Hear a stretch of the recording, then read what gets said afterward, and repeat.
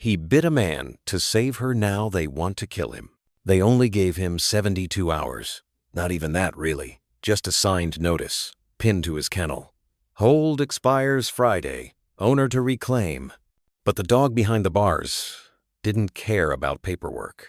He had only just started to believe he was safe. That maybe this new little girl, the one who drew him pictures and sat outside his pen for hours, might actually come back. Then the man showed up. Uniform. Sunglasses. Voice like gravel and control. "Cairo!" he barked. The dog froze. His body locked like memory returning in claws. The air shifted. Maya had snuck in again. Just to say hello. Just to sit beside him. She shouldn't have been there, but she was. And when the man reached for her too rough, too sudden, Cairo did the one thing no one expected from a dog like him anymore. He protected her. With teeth. Now the law says he has to be put down. But the truth? The truth was buried in a collar, and a little girl's sketchbook, and a voice only two souls understood. The stretch of Interstate 84 westbound was quiet that morning, the kind of quiet only Oregon could offer, a silence, dense with mist and pine sap, draped in the pale hush of clouds not yet ready to rain. Elias Monroe drove with one hand on the steering wheel, the other resting atop his knee like a memory he couldn't quite let go of. The old Subaru Outback hummed beneath him, faithfully carrying him through his weekly ritual. Driving nowhere in particular, just far enough to not be home. The windows were cracked just enough to let the scent of distant wood smoke in, but Elias didn't notice. He wasn't chasing scenery. He was outrunning something quieter, grief without sound, guilt without conclusion. His eyes, once the sharp instruments of a surgeon's trade, were soft now, dulled not by age, but by the weight of too many memories, 60 years of saving lives, followed by one that slipped through his fingers, and suddenly the scales of purpose no longer balanced. The road curved, a long bend flanked by brittle grass and scrub pine, when something caught his peripheral vision. He lifted his foot off the gas, slowed, blinked. There on the narrow shoulder just past the next mile marker stood a figure, not human, too still, too poised. A dog. Elias's hands reacted before his mind did. He steered gently toward the gravel shoulder, hazards blinking. The tires crunched to a halt. The dog, large, unmistakably a German shepherd, didn't move. Elias opened his door slowly. The morning air bit at his lungs, sharper than it had been in weeks. He stepped out, bracing a palm against the car to steady his knee. The animal stood facing away from the road, as if waiting for something to return from the woods. Its posture wasn't curious. It was locked, frozen like a statue carved from duty and dirt. Then Elias saw it, the thing that made his stomach go cold. Duct tape, 3 layers of it, thick and silver, wrapped around the dog's head like a blindfold, so tight it pressed into the fur and skin. Only the nose remained exposed, dark and wet and trembling slightly with each breath. Elias inhaled sharply. My God! The words escaped his throat before he could stop them. He stepped closer. The dog didn't flinch. It didn't growl. It didn't even tremble. But its stillness wasn't peace. It was something else, a kind of broken training. The way soldiers stood at attention long after the command had passed. The way children braced themselves in homes where love came with shouting. Elias's gaze dropped. At the dog's feet was a suitcase. Brown leather. Weather-beaten. One side torn and poorly mended with more duct tape. A note was slapped to the handle, the ink smudged but legible from a few feet away. Free dog. Too loud. Elias blinked against the sting behind his eyes.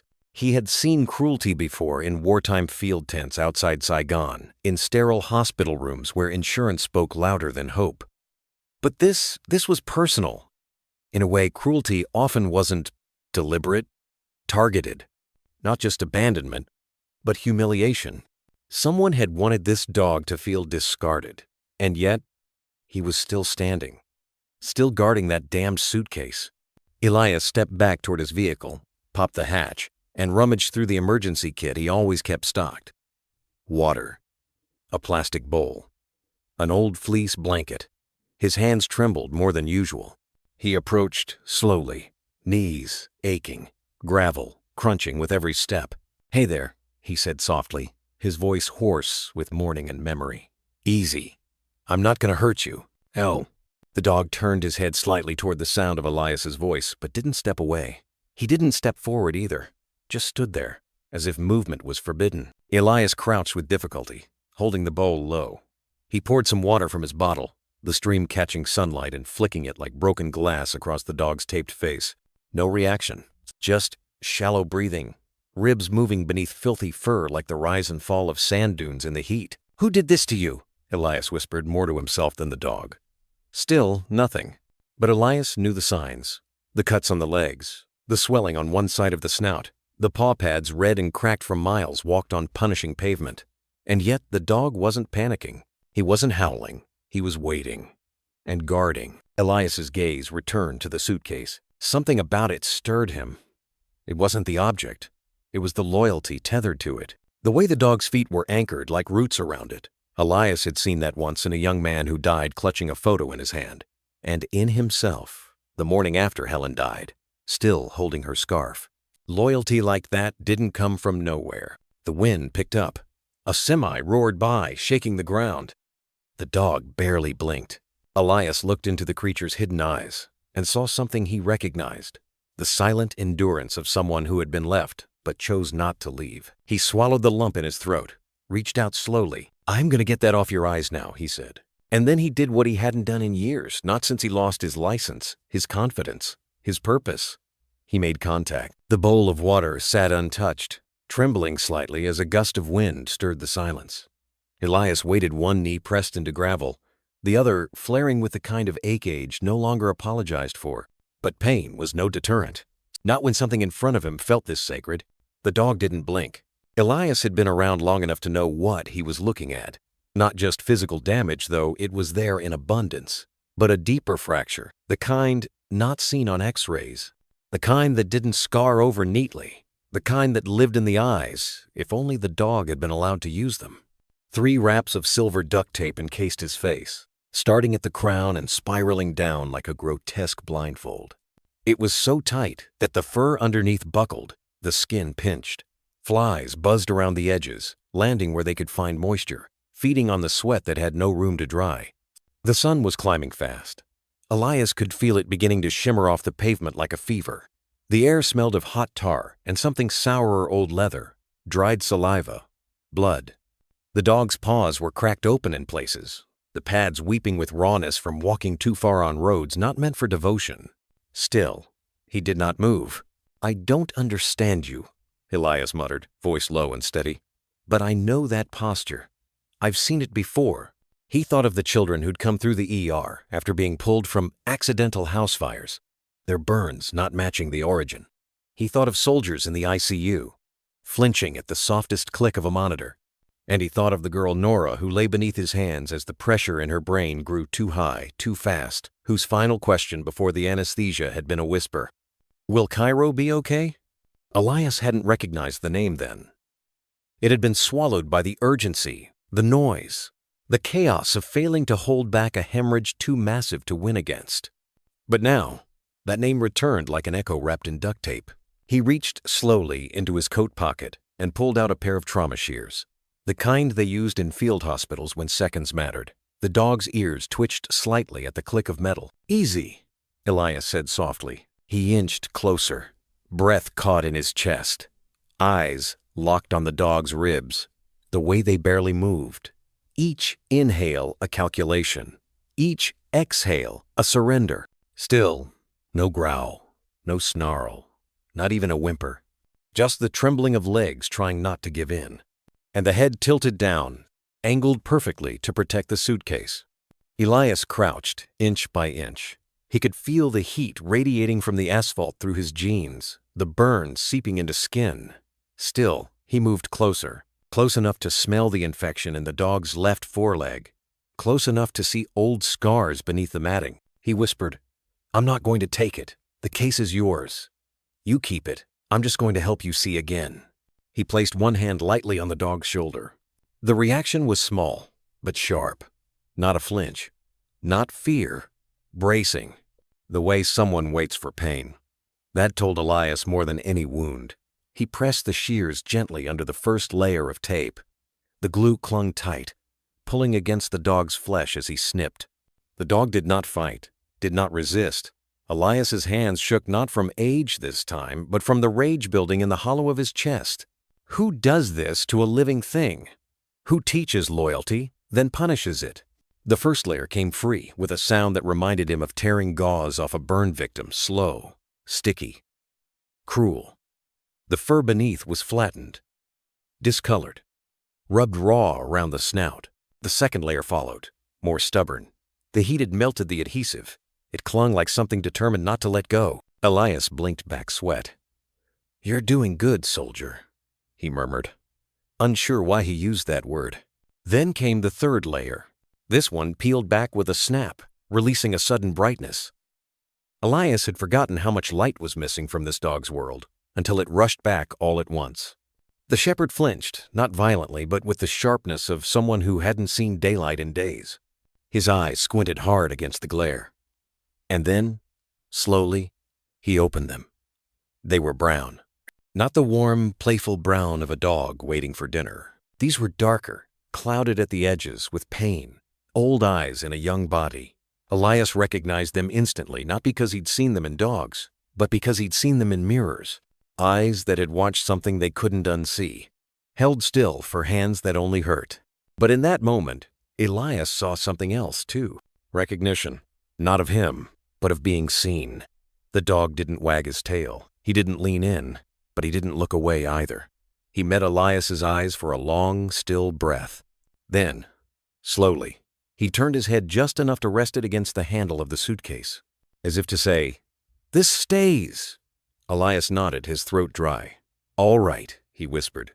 "You keep it. I'll get you out of here." He rose unsteadily, every joint objecting, and shuffled back to the car, grabbed a towel, a leash he hadn't used in years, and the larger water jug. The dog watched, unmoving, guarding.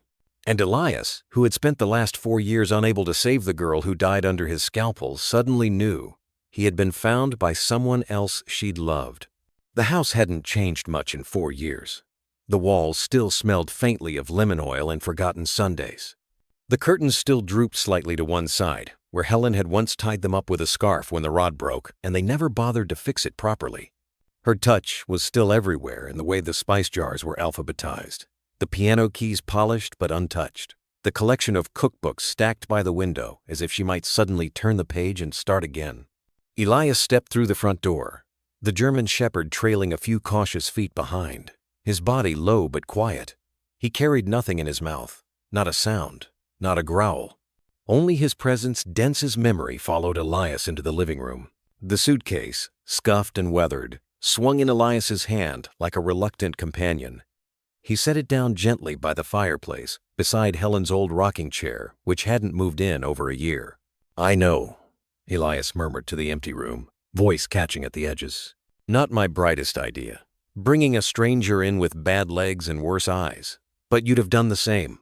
You always did have more mercy than me." He walked into the kitchen and poured 2 mugs of coffee. It was a ritual so deeply ingrained in his bones that he didn't question the second cup anymore.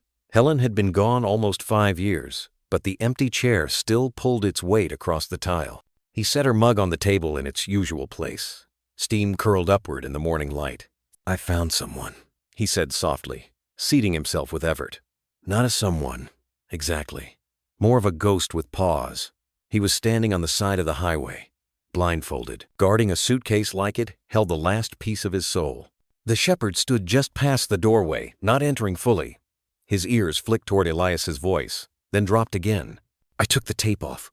God, Helen." His eyes. Elias swallowed hard. They were broken in that quiet way, like people who don't cry anymore because they've forgotten how. He took a sip of his coffee, burned his tongue, and didn't care.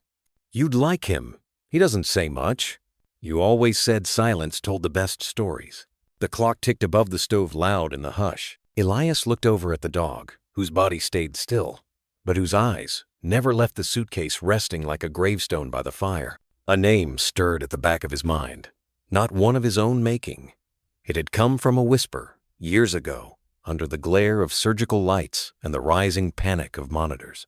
It had come from a child's lips, dry and scared and steady. "Will Cairo be okay?" He hadn't understood it then, It had barely registered. But now it returned not as coincidence, but as something closer to a message, or maybe an invitation. He set his mug down. "Cairo," he said aloud. The dog lifted his head. Just slightly. Just enough. "Is that it?" Elias asked, surprised at the warmth in his own voice. "Cairo?" No movement. No bark. But something shifted. A flicker in the dog's posture. The smallest thaw in a body made of walls. "It feels earned," Elias murmured.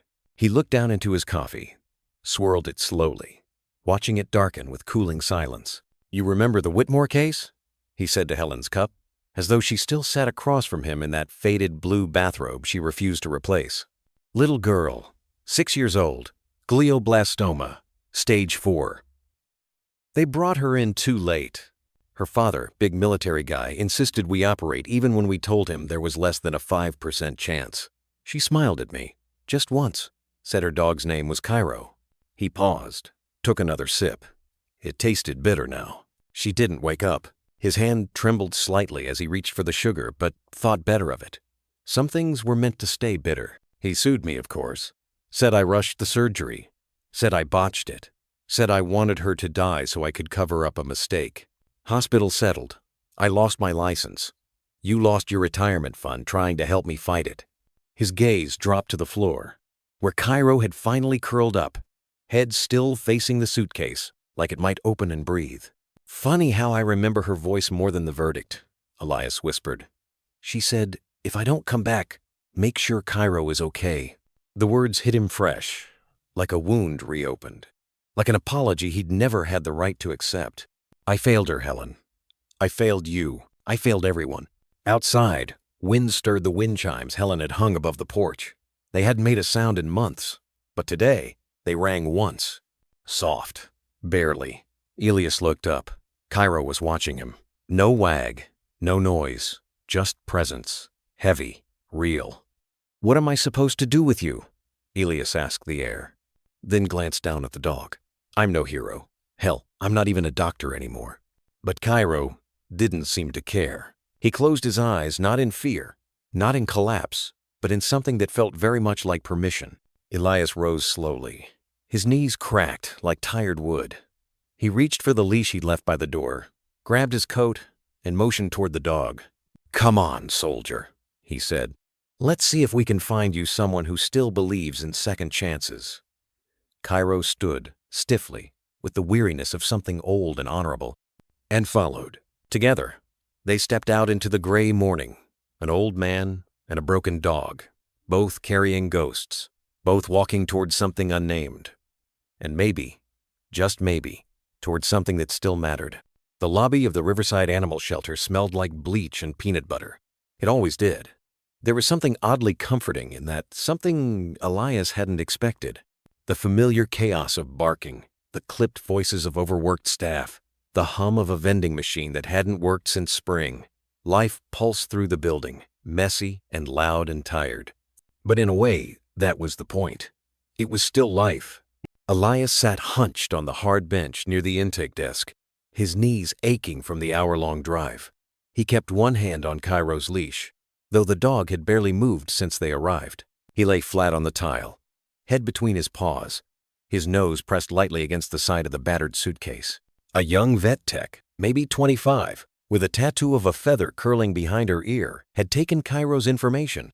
They'd led him to the back, gently, respectfully, like they knew something about this dog wasn't typical. Elias had watched the door swing shut behind him and felt, absurdly, as if he'd abandoned the animal. Now he waited. Alone. The suitcase beside him. It sat like a presence of its own, beaten leather and torn seams, smelling of something older than neglect. Elias had wiped it clean with a towel from his truck, removing road grime and dried flecks of blood, but he hadn't opened it. Not yet. Not until now. His fingers moved to the latches, which stuck slightly before giving in with a tired snap. The suitcase opened with a reluctant sigh, like a breath held too long. Inside, the contents were ordinary, painfully, heartbreakingly ordinary. On top, folded neatly, was a child's drawing. Crayon on construction paper, sun-faded, frayed at the corners. Stick figures, A girl with long curls, a German shepherd beside her, big smile, purple sky. Underneath, scrawled in large, uneven letters, Cairo protects. Cairo is brave. Elias's hand trembled. He pulled the drawing aside, revealing more. A stack of similar pictures, all child-drawn, all featuring the same two characters, the girl and the dog. In one, Cairo stood between her and a scribbled black mass with red marks labeled Daddy Angry. In another, he lay beside her in bed, a big blue star above labeled Safe. Elias's throat tightened. Beneath the drawings sat a Ziploc bag, sealed carefully. Inside a USB drive. Small, red, scratched at the corners. Next to it, a collar-worn leather, the kind someone once spent money on. Brass fittings, dulled but intact. The letters KW were barely legible on the inside. And nestled in the lining of the case, almost missed, a clip of hair. Purple, curled, and fine. Elias lifted it gently. Not dyed hair, no. This was synthetic. A child's dress-up clip. The kind sold in toy aisles. The kind a little girl might wear to feel brave, like a princess going into battle. He set it down with care, as if it might shatter. Behind the intake desk, a voice called, "Mr. Monroe?" Elias stood stiffly. "That's me. M." A man in light scrubs mid-30s, calm eyes, name tag that read Dr. Hawthorne, approached with a clipboard and a guarded expression. "We scanned the dog," he said. "Found a microchip. Registered name, Cairo." Elias blinked. "So that is his name?" "Apparently." Hawthorne hesitated. "It gets more complicated." "How complicated?" "The chip was registered under a Sergeant Malcolm Whitmore, military K-9 handler. Active duty until 2 years ago. Discharged with honors." "Aye?" Elias's face didn't move, but something in his stomach dropped. The name tasted familiar, too familiar. "Whitmore," he echoed quietly. "You sure?" "Yeah. We've already reached out to the registry. They'll contact him. If he claims ownership, we're legally required to hold the dog until the matter's resolved." Elias stared at the suitcase. "I know that name," he said after a moment. "He's the one who sued me. The girl in the drawings, her name was Nora Whitmore. She died on my operating table." Dr. Hawthorne blinked, clearly caught off guard. "Wait, that Whitmore?" Elias nodded. "I didn't realize." The vet trailed off. "We'll proceed carefully. Thank you." The young man looked down at the suitcase, then back at Elias. "Whatever's in there," he said gently, "it matters, doesn't it?" Elias didn't answer right away. He looked down at the drawing, still resting on his lap. Cairo protects. Cairo is brave. He remembered that girl now, Nora. Big eyes, fragile voice, clinging to a stuffed animal as he'd explained her surgery to parents who didn't listen. She'd asked only one question. "Will Cairo wait for me?" He hadn't understood. He thought it was a toy. A dog, she imagined. Something to soothe the fear. He hadn't known Cairo was real. That he'd watched her go. That he'd waited this long. "Yes," Elias finally said, eyes wet but steady. "It matters." He looked at the USB drive again, still untouched in its plastic case. Somewhere in there, he suspected, was the beginning of the truth. Not the kind courts accepted, the kind that haunted. The storm came quietly. Not the kind that rattles rooftops or sends branches crashing against window panes, but the slow, interior kind.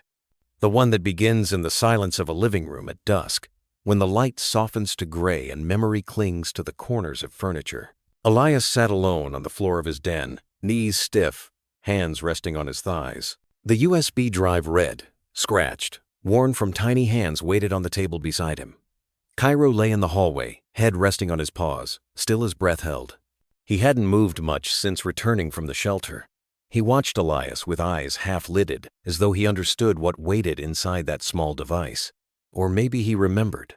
Dogs often did. Elias inserted the USB into the old laptop. The screen flickered, casting a pale blue light across the room. A folder popped up. For Cairo. From Rosie. Rosie. His fingers hovered. Nora's middle name had been Rose. The staff had called her that sometimes, just to coax a smile. He clicked. There were 17 video files. The first one was simply labeled 1. If I don't come back. Elias hesitated, then pressed play. The screen lit up with the face of a young girl, maybe 8. Freckles across her cheeks, a purple hair clip in her curls. She sat on a bunk bed, whispering into the camera. The angle was shaky. Her voice was quiet, rushed, afraid. Cairo, if you're seeing this, I didn't make it. Elias stiffened. I don't want you to be scared. I left your collar in the suitcase, and the drawings, and the videos, so someone good will know what happened. If it's not me, then someone will find you. You don't have to bark or growl. Just stay by the case. Protect it. Just like you always protected me. Her hand entered the frame, stroking off camera. Likely, Cairo. Daddy says you're just a tool, but I know you're not. You're family. She swallowed hard, blinking rapidly. If you don't hear my voice anymore, don't follow him. You hear me? Don't follow him. She paused. A flash of something behind her, a shadow at the door, a raised voice muffled by walls. I gotta go. I love you, brave boy. The video cut off. Elias didn't move. His jaw clenched. His throat tightened. He clicked the second video. He says I shouldn't talk to you like you're real, but you are real. You came when I cried. You lay on my feet when they locked the door. She was whispering from under a blanket this time, flashlight casting shaky shadows. Her eyes darted to the doorway every few seconds. Sometimes I think Mama left because of me. But maybe she just couldn't take how Daddy changes when he's mad. Silence. Then a whisper that sounded older than she should be. He says he's gonna sue the doctor. That I have to act scared. That the surgery's for money. But I'm scared of him, not the doctor. Elias closed his eyes. The storm inside him deepened. She'd known. That tiny girl had known what was coming. Not just the pain, not just the betrayal, but the story that would be told afterward. The one written in official files. The one that blamed him. He had sat through hearings where they'd painted him as careless, cold, where the father had sobbed for the cameras and called Nora his angel. Elias had believed he'd failed her, but she'd been protecting him. A third video autoplayed. This time, she was sitting cross-legged on the floor, a notebook open beside her. These are all the times Cairo saved me. One time Daddy got mad and threw the table. Cairo stood in front of me, even though glass cut his ear. She touched her hair clip again. Another time, Daddy forgot I was locked in the shed. Cairo barked for 3 hours until the neighbor came. And Elias looked up at Cairo, still unmoving in the hall, eyes wide open, watching. They said I could die in surgery. But if I did, I wanted to make sure you were okay, so suitcase, videos, all the stuff we made together. I even gave you the purple hair. A faint smile. If someone nice finds you, maybe they'll help. Maybe the truth won't disappear. The screen went black. Elias sat there for a long time. No sound except the soft hum of the laptop fan and the faint wheeze of wind slipping through the cracks of the window pane. A child had left breadcrumbs from her grave. Not for justice, not for vengeance. For a dog. To be understood, protected, cleared of blame. And by extension, so had he. Because she knew what was coming. She knew the lie her father would tell. And somehow, in her small, fragile way, she'd tried to leave behind the truth. For someone, anyone, willing to listen. Elias looked back at Cairo. The dog hadn't moved. But now, ever so slightly, his tail flicked once. Not a wag. More like a nod. A signal passed between the old man and the animal. Not in words, but in understanding. They'd both carried ghosts. Now, maybe, it was time to let the dead speak. The smell of antiseptic never quite left his skin. Even now, years retired and far removed from the surgical theater, Elias could summon it with an unbidden breath, the sterile chill of cold light, the rhythm of beeping monitors, and the breathless pause between life and loss. He sat in the corner of his den, the laptop closed now, the storm outside beginning to pace against the windows. His hand still trembled slightly. Fingertips curled against the edge of the coffee table where the USB now lay. Cairo had moved closer, resting at his feet without touching. As if even in grief, he respected space.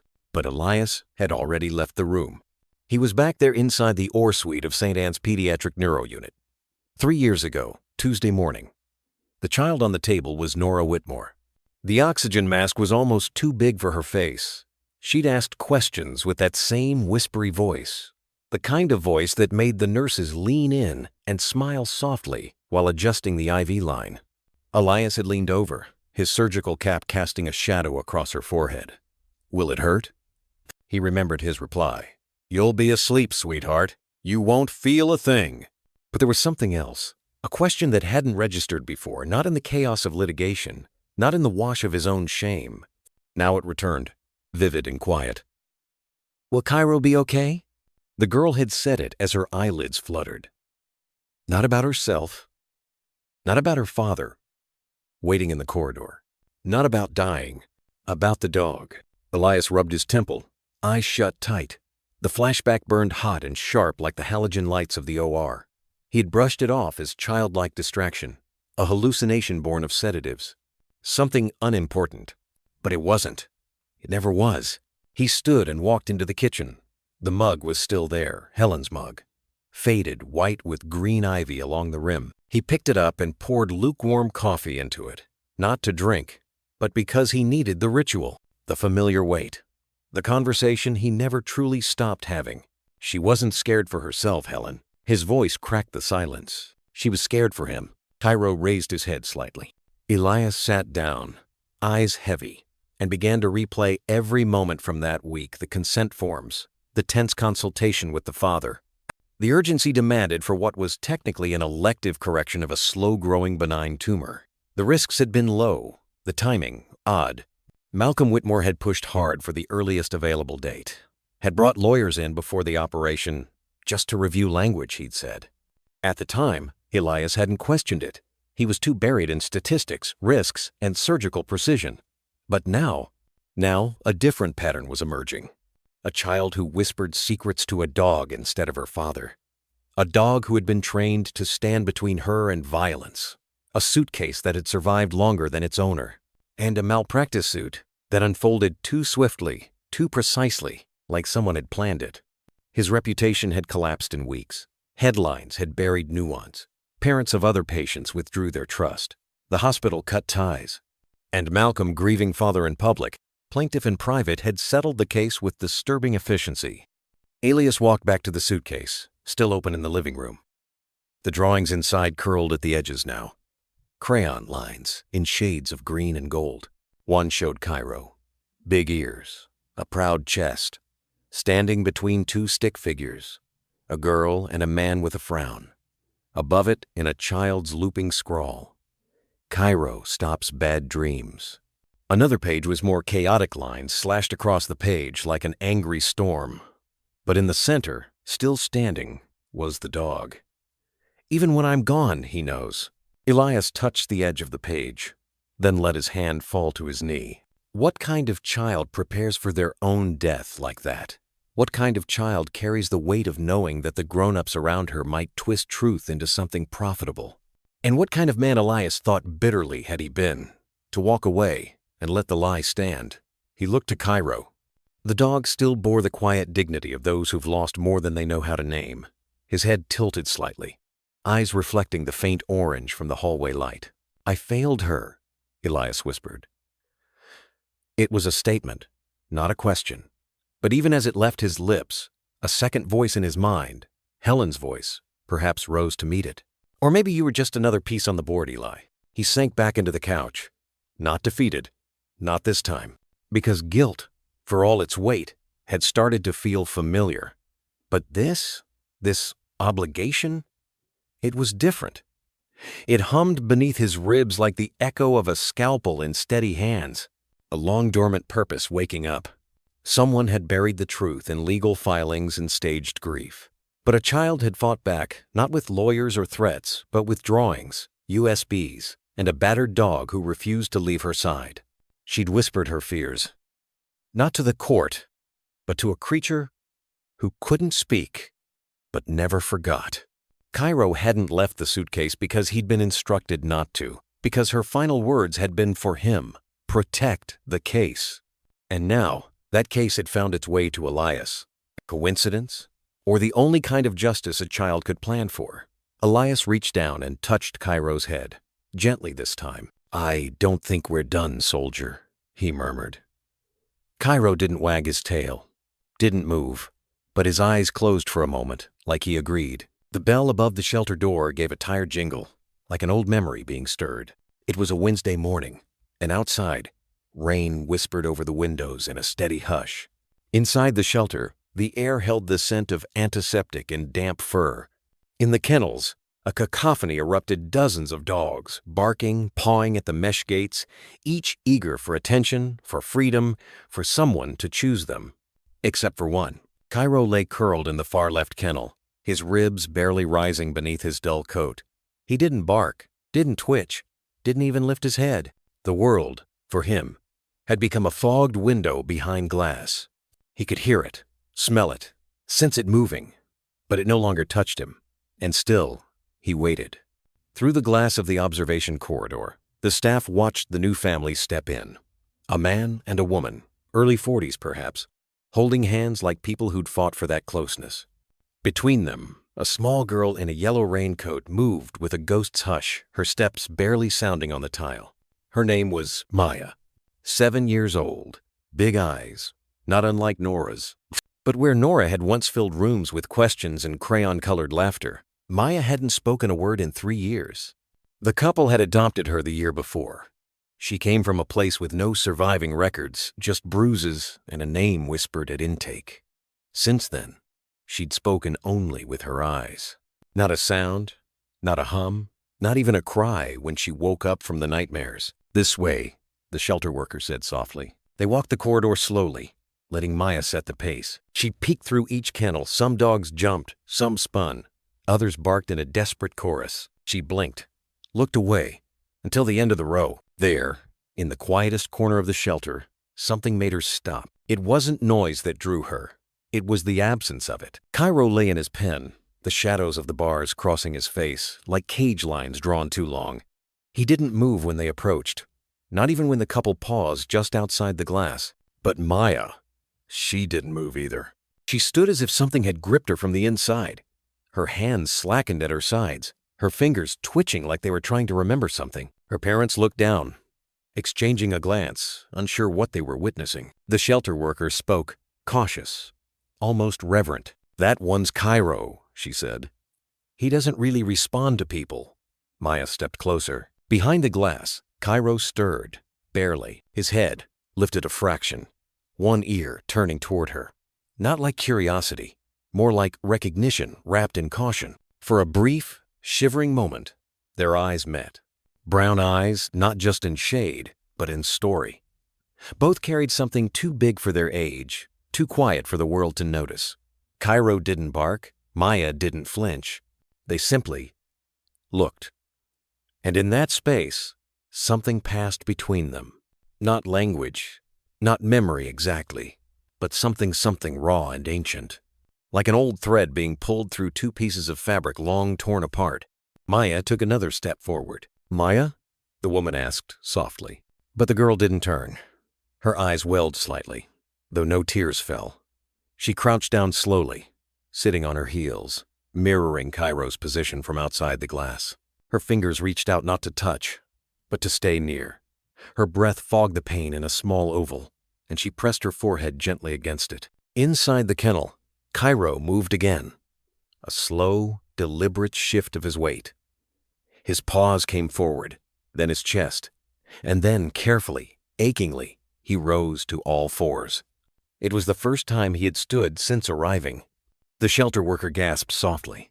So did Elias, watching from the observation booth just beyond the corridor. He had come that morning with a donation of blankets, but the moment he saw Cairo move, he paused in the hallway, unseen. Cairo stepped forward. He didn't bark, didn't growl. He placed his front paw against the glass, where Maya's hand hovered. A match. A mirror. The kind of stillness you only find in places haunted by loss and the living who carry it. Maya's fingers trembled, but she didn't pull away. And when the shelter worker asked again, "Would you like to meet him inside?" the girl didn't nod. She didn't speak. She just stood. And for the first time in years, she gently whispered, almost mouthed a single word. Kai. M. Her voice was nearly inaudible, like the first breath of wind before a storm. But Elias heard it, and more importantly, so did Cairo. The dog's ears perked slightly. His paw lifted again, tapping the glass once, like an answer. Not kite joy, not kite grief, just a recognition. The woman's hand covered her mouth, eyes filling. The man leaned down, putting a hand on Maya's shoulder, but didn't interrupt. "Can we?" the woman asked the shelter worker. She nodded, eyes misty. "Yes, I think he wants to meet her." From the far end of the hallway, Elias remained motionless. He didn't know why the moment shook him. Perhaps because something wordless had happened. Perhaps because the girl had found her voice, not through therapy or coaxing, but through a dog who had no voice of his own left to give. Perhaps it was because, in the quiet exchange between child and dog, Elias saw the one thing he feared he no longer believed in: hope. The staff had opened the kennel door slowly, as if afraid too sudden a breeze might shatter the moment. Maya sat cross-legged on the floor just beyond the threshold. She didn't rush in like other children might, didn't clap, didn't call, didn't extend her hand the way people are taught to when meeting a dog. Instead, she took out a folded paper from her raincoat pocket and a dull red crayon that had been worn down to a stub. And without a word, she began to draw. Cairo watched her from inside. His body remained coiled in the shadows, muscles taut with the memory of too many hands, too many commands, too many betrayals that came wrapped in soft voices. His ribs shifted beneath his skin as he breathed not freely, but like each inhale was weighed down by something he couldn't name. But he watched. The crayon moved slowly across the page. Circles, lines, stick figures. She didn't look at him, not directly. But every so often, her eyes flicked up beneath her bangs, just enough to make sure he was still there, that he hadn't disappeared like the others. That silence didn't mean abandonment this time. Cairo didn't move, not at first. His head was down, paws crossed, ears still. But the quiet scratching of crayon on paper stirred something beneath the layers of reflex and training. Not a memory, but a feeling faint, like the scent of someone long gone. And then, almost imperceptibly, Cairo lifted his head. The girl didn't react. She kept drawing, as if she hadn't noticed. But her hand slowed, and her shoulders relaxed. Elias, who had stayed in the shelter an hour longer than intended, watched from behind the glass. He had told himself he'd just drop off a thermal blanket. But something about that girl, her stillness, her gravity, kept him anchored to the hallway. He watched as Cairo rose onto trembling legs, the strain in each joint visible like fault lines. The dog took one step forward, then another. No sound, no bark, just the soft pad of paw against the linoleum as he moved toward the front of the kennel. Maya kept drawing. A figure of a large dog next to a little girl. Above their heads, a sky made of loops and stars, something only children knew how to imagine. She colored the dog brown, and for the first time added a name, Kai. When Cairo reached the bars, he paused. His body was close enough now that the air between them warmed. He lowered his head tentative, not from fear, but from reverence, and slowly, like gravity guiding a leaf to earth, rested his chin on the metal just inches from where her paper lay. First contact. Maya's hand stilled. She didn't smile. She didn't gasp. She simply slid her paper toward the bars until it touched his paw. He didn't flinch. He didn't recoil. His eyes lifted to meet hers, deep amber pools carrying the heavy sediment of pain, confusion, memory, and she met them. Not as a child meets a dog, but as one ghost recognizes another. Two broken mirrors, each reflecting what the other had lost. Maya reached into her pocket again and pulled out a second crayon, this one purple and cracked. She leaned in just slightly, close enough for him to feel the shift in her breath, and began to add something else to the drawing. A heart. Not perfect, lopsided, one side thicker than the other. But she pressed the crayon harder this time, as if trying to etch it into permanence. Cairo blinked, slow and heavy. His ears twitched once, as if a breeze had passed through something ancient. From the glass hallway, Elias whispered to himself, "They've seen the same storm." The shelter staff didn't interrupt. No one did. Because everyone in that moment understood. This wasn't play. This wasn't a bonding session or a hopeful adoption moment. It was sacred. Cairo, who had once guarded trauma sealed in a suitcase, now guarded the quiet space between him and a girl who'd forgotten how to speak. And she, in turn, offered something no therapist could have given: no command, no praise, no expectation. Just being there. Just seeing him. He let out a long, slow exhale, and his eyelids dipped halfway, still watchful, but no longer tense. The rigid line of his back softened just enough to say, "I'm not ready, but I see you." Maya didn't ask for more.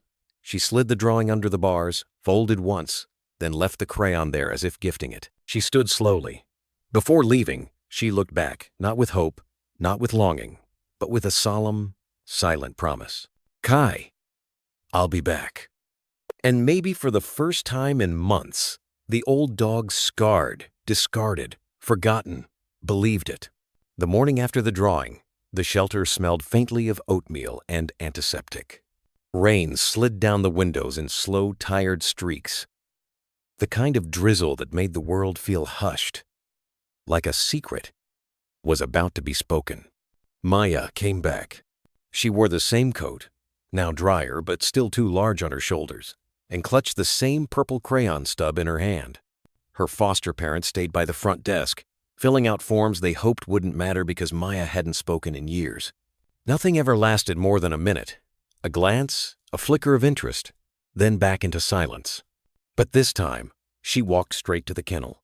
Cairo had been lying in the far corner, head turned toward the wall as if the act of facing forward required too much faith. His food was untouched again, but someone had tucked the blanket Elias donated over his back in the night. When Maya arrived, she didn't speak. She didn't need to. Her shoes stopped just where the bars began, and she folded her legs underneath her, same as before. She opened the drawing from yesterday, now slightly crinkled and rain-stained, and placed it gently beside her. Cairo turned his head, not abruptly, not dramatically, just enough to see. She picked up the crayon, and instead of drawing, she hummed. 3 notes.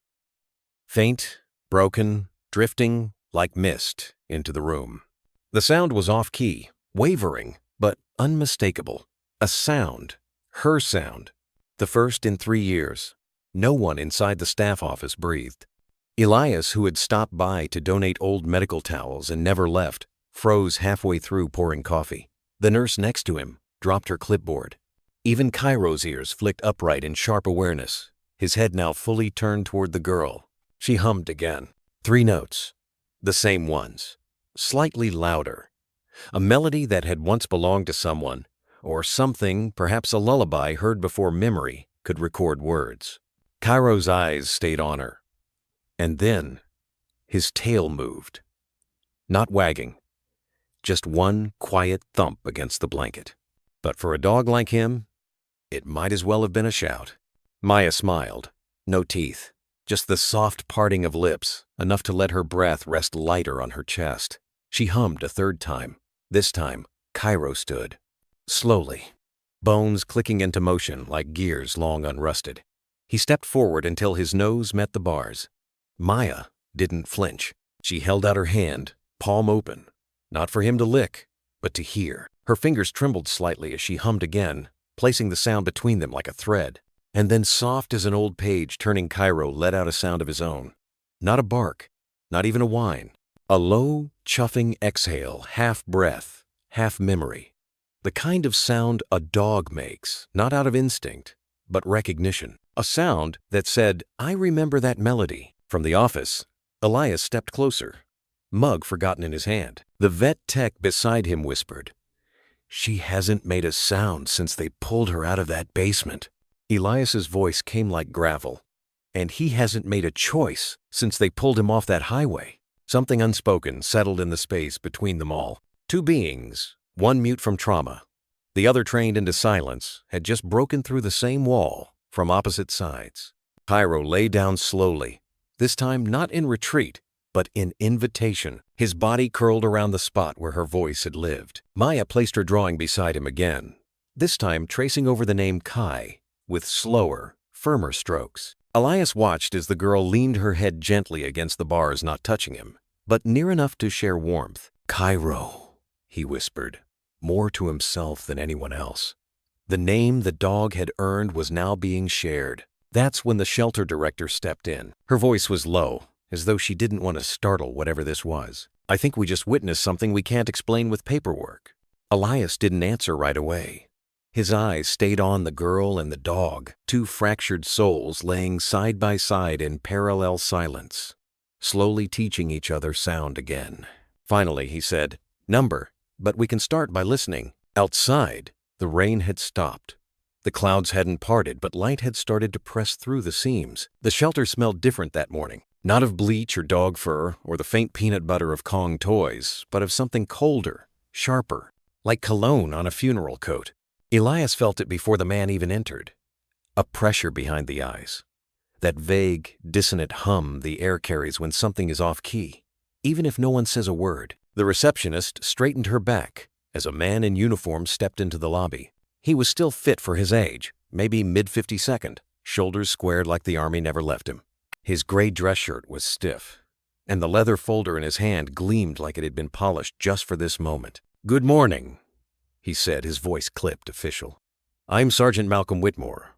I'm here for my dog." Elias's hand, halfway to a coffee mug, froze midair. The vet tech glanced toward the back kennels, where Cairo lay in his usual stillness beside Maya's newest drawing, a paper sun cradled in a brown crayon paw print. The receptionist stammered, Do you have paperwork?" Whitmore didn't blink. He opened the folder with military precision. Inside was a chip registration form, matching shelter records, a discharge letter, even a photo. It was him in Cairo 2 years ago. The same eyes, the same coat, but not the same dog. Elias stepped forward slowly, unwillingly. He felt his chest hollow, as if the room had lost its air. "Can I speak to you a moment?" he asked, gesturing toward the side hall. Whitmore raised an eyebrow, then followed. In the narrow corridor, between a rack of leashes and a faded Adoption Day poster, Elias asked, "When's the last time you saw him?" Whitmore folded his arms. "Over a year ago. He went missing. I assumed he was stolen. Then I got a call yesterday that you found him. Microchip matched. So here I am." "He was duct-taped," Elias said softly. "Left on the shoulder of Highway 14, next to a locked suitcase." Whitmore didn't flinch. Probably the people who stole him. Drug traffickers do that to throw off scent dogs. Elias didn't speak. He just stared. And Whitmore stared back, calm and unwavering. And that's when the sound came from down the hall. A single bark. Not aggressive, not playful, just startled. Then a low whine and silence. Elias turned. "He heard your voice." Whitmore's expression flickered, just once, like a ripple beneath ice. Well, he always did have a good ear. "No," Elias wanted to say. That wasn't recognition. That was fear. But the law was the law. And the papers were in order. Still, something in him, some old instinct once honed in surgery rooms under flickering fluorescence, told him this man should never walk out with that dog. He led Whitmore down the hall. Cairo was standing now. Not alert, not excited, rigid. His back legs were trembling so slightly it could have been missed by anyone who hadn't learned to watch pain walk in silence. Elias stopped several feet from the kennel. Whitmore approached. Cairo backed up, his eyes wide. Not wild, not aggressive, but locked in a pattern Elias had seen only once before, in the eyes of a child on an operating table who whispered, "Will Cairo be okay?" before fading beneath anesthesia. "Cairo," Whitmore said, low and steady. The dog flinched. Elias didn't miss it. He also didn't miss how Maya, sitting cross-legged nearby, slowly slid her drawing closer to her chest, eyes not on Whitmore, but on Cairo's shaking legs. "Come on, boy," Whitmore added, crouching.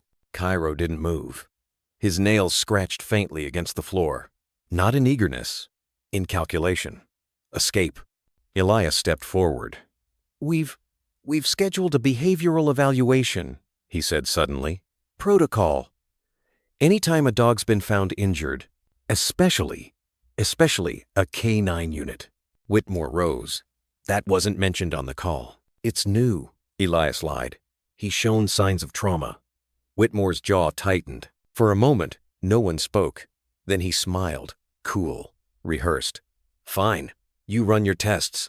But I'll be back tomorrow. He turned and walked out, papers still tucked like a weapon under his arm. The moment the front door clicked shut, Cairo collapsed into a sitting position, legs no longer able to hold the weight he'd tried to carry. Maya reached through the bars, not to touch him, but to place her drawing back beside his paw. Elias stood in the hallway long after the man left, hands shaking, not from fear, from knowing. Knowing the law doesn't always recognize what a dog does with one glance. And knowing that sometimes protecting the innocent means lying with conviction. The evening was quiet, too quiet for a Saturday. Outside the shelter, the dusk air hung heavy with that end of summer stillness, when the world paused between warmth and storm. Inside, the hum of the refrigerator blended with the distant panting of sleeping dogs. Elias had just left after doing a final check on Cairo, trusting the overnight volunteer to finish the log. But in a shadowed corner of the building, a small figure slipped in through the propped utility door. Maya. She wore her favorite rain boots, even though there was no rain. In her hand was a folded piece of paper, crumpled from being held too tightly. The guards had seen her here so many times, they barely questioned her presence anymore. She always stayed by Cairo's kennel, silent, still, as if keeping vigil. She tiptoed down the hallway, past the sleeping golden retriever, past the noisy beagle who didn't bark tonight like he sensed something was different. Something was wrong. Cairo was waiting. His ears twitched the moment her footsteps reached his corner. Maya knelt and pressed the folded paper through the bars. On it was a drawing, a dog standing in front of a girl blocking a dark shadow with red eyes. The caption, in shaky 7-year-old scrawl, said, "You don't have to be big to be brave." She smiled softly. Then the sound of stumbling boots shattered the moment. "Thought I saw someone come in." A man's voice slurred from the hallway. Maya froze, and then he was there. Malcolm Whitmore, red-eyed, unshaven, reeking of whiskey and arrogance. He staggered forward, a half-empty flask in one hand, and the other twitching at his belt loop like a man used to holding authority he no longer earned. "What's this? The mute little mouse again?" he said, voice thick with mockery. "You just can't stay away, huh?" Cairo stood instantly. Not barking, not growling, just still, watching. Malcolm reached for Maya. "Come on, little girl. Time to go. This mutt doesn't belong to you." He grabbed her wrist. It was too tight, too rough. And Cairo moved. It wasn't a lunge. It wasn't wild. It was precise. A blur of fur and fangs. 1 second, Malcolm was standing. The next, he was screaming his flask, clattering against the concrete floor as blood poured from his forearm where Cairo had bitten, clamped, and released. Maya had stumbled back into the kennel bars, eyes wide. Cairo now stood between her and Malcolm, body still, tail low, head down, breathing heavy. Not challenging, just ready. Malcolm shrieked again, pressing his hand to the wound. "You son of a—" He reached for his phone, dialed, and roared. "Animal control. I want this thing put down. That's an attack. That's an unprovoked bite." Staff rushed in seconds later. Elias wasn't among them. But the overnight tech saw the blood, the girl, and the dog frozen in the aftermath. By the time Elias arrived, the flashing red lights of animal control already reflected in the shelter's windows. He found Maya sitting on the bench, clutching her drawing, her boots stained with a few stray drops of red. Cairo was in a kennel with reinforced lock. He wasn't pacing, he wasn't barking. He just lay there, facing the door, breathing softly, ears back. Elias knelt in front of Maya. "Did he hurt you?" She shook her head. "Did Cairo bite because—" Another shake. And then, for the second time in a week, she made a sound. A word. Small, cracked, but unmistakable. "Safe." Elias stood slowly, fists tightening. Malcolm was sitting in the clinic, arm bandaged, talking to a police officer with exaggerated gestures. "He came at me," he said, voice raised. "That's a trained K9. He's dangerous." The officer raised an eyebrow. "You said the child was in the shelter alone?" Malcolm looked rattled. "She was trespassing. I was trying to escort her out." Elias interrupted. "She's not a trespasser. She's a volunteer's daughter. She was alone. You were drunk. Malcolm's face reddened. That mutt bit me. And under California law, that's a strike. You know what happens to dogs with bite records? The officer sighed, folding his notebook. I'll file the report. Animal control will follow protocol. Elias closed his eyes. He knew what that meant. Quarantine, evaluation, final ruling. Cairo now had a mark. 1 bite. No context needed. No defense accepted. That night, Elias sat outside the shelter with Maya beside him, their backs against the cool brick wall. Cairo's drawing rested on his lap, the one Maya had brought. The dog in the picture had fire behind him. Not fire that burned, but fire that protected. Elias looked at the paper, then at the child, then at the stars. They don't always punish the guilty, he said quietly. But sometimes they punish the ones who tried to protect what mattered most. Maya didn't answer, but she reached over and slipped her hand into his.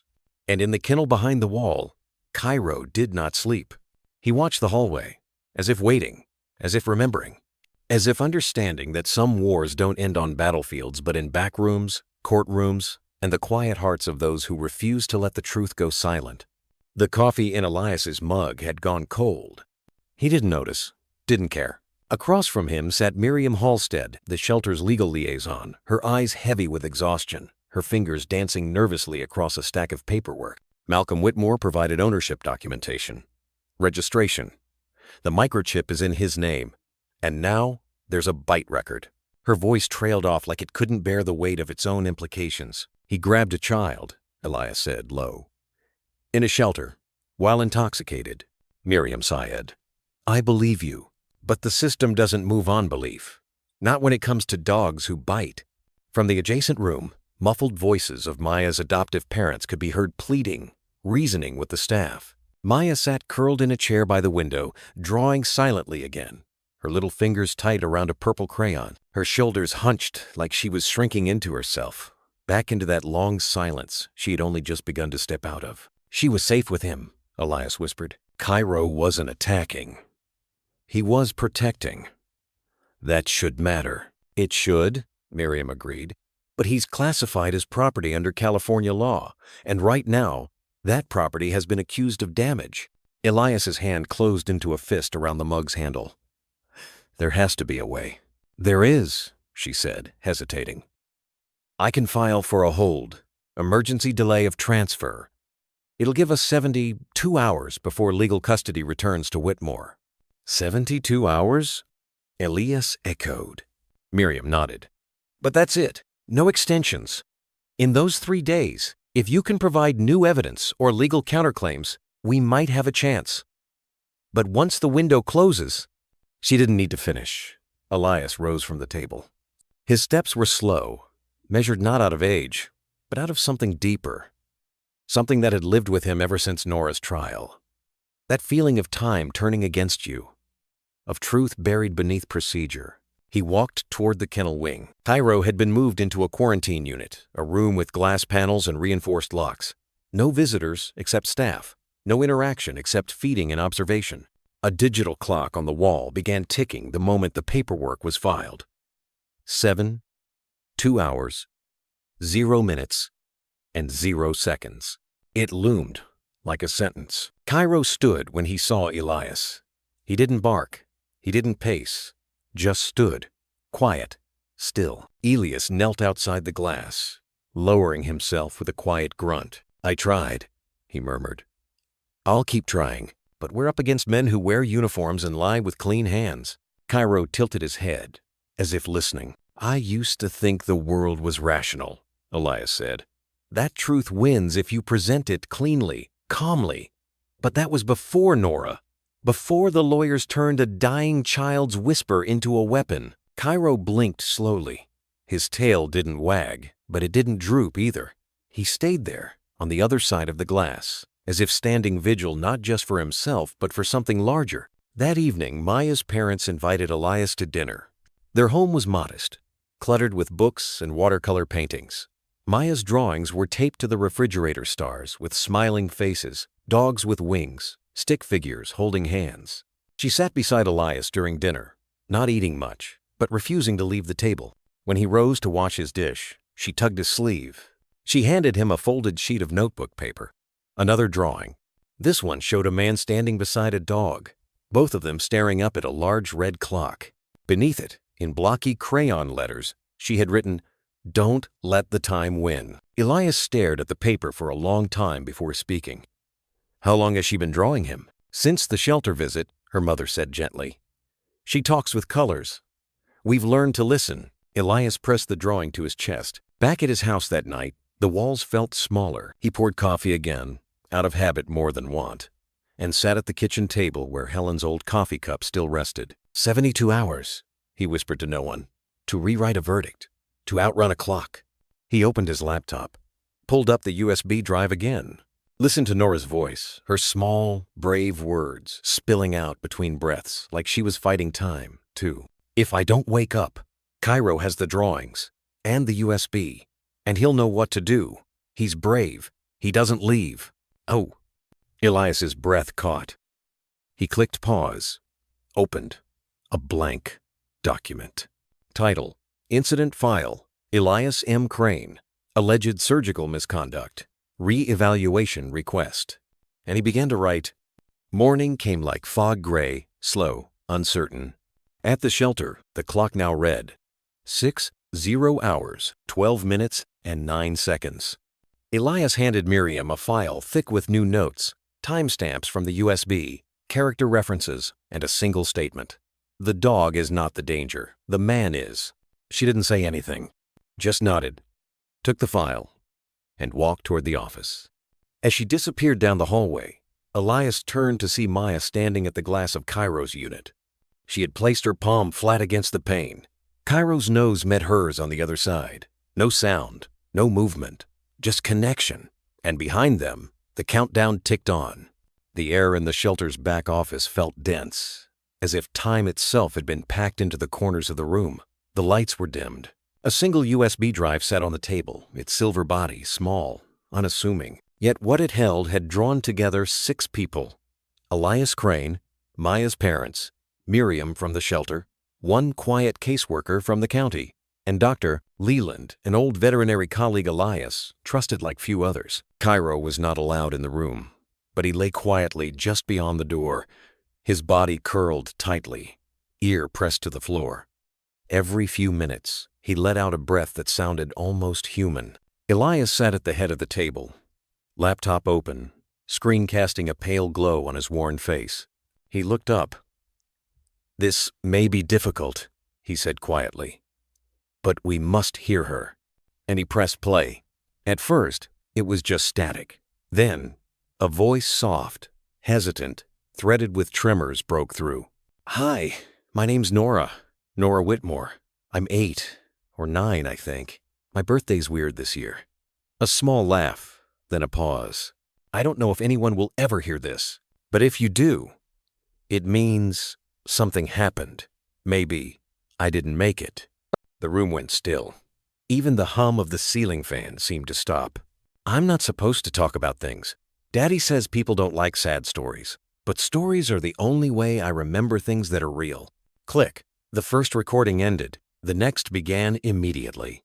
This time her voice was lower, as if whispering beneath covers. "He says Cairo's just a dog, but he's not. Cairo listens. When I cry into his fur, he doesn't move. He just lets me cry. He's the only one who doesn't tell me to stop." Click. More files followed each one, painting a clearer, darker picture. "My dad says I make things up. He tells people I lie, that my medicine makes me confused. But I'm not confused. I remember." Another.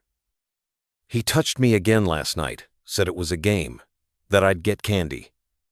I didn't eat the candy. I flushed it." Another. "He yelled when I told my teacher. She didn't believe me. She called him Sergeant Whitmore, like he was in charge of everything." Miriam turned away from the table, blinking hard. Maya's adoptive mother gripped her husband's arm, her fingers white at the knuckle. But it kept playing. "He says I'll be asleep soon, after surgery. That I'll forget everything. But if I don't wake up, Cairo has this suitcase. Inside is this voice, my drawings, and the clip from my hair. So, I won't disappear. The screen flickered as a video file launched. Low resolution. A child's bedroom. On the wall, crayon drawings. In the corner, Cairo as a younger dog standing at attention. In the frame, Nora appeared frail, pale, smiling for the camera with a gap-toothed grin. She waved. Then her voice returned, almost cheerful. "This is my last file, I think. Dr. Crane says he'll take care of me tomorrow. He's kind. He looked sad when he said hello. I hope he's okay. He has eyes like Cairo." Elias pressed his hand to his mouth. Maya looked up from her seat and silently pushed a tissue box toward him. Click. Final file. A long pause. Then static. Then breathing. Then a whisper, "Cairo, protect it, even if I can't come back." The silence, after the last file ended, was heavier than any words.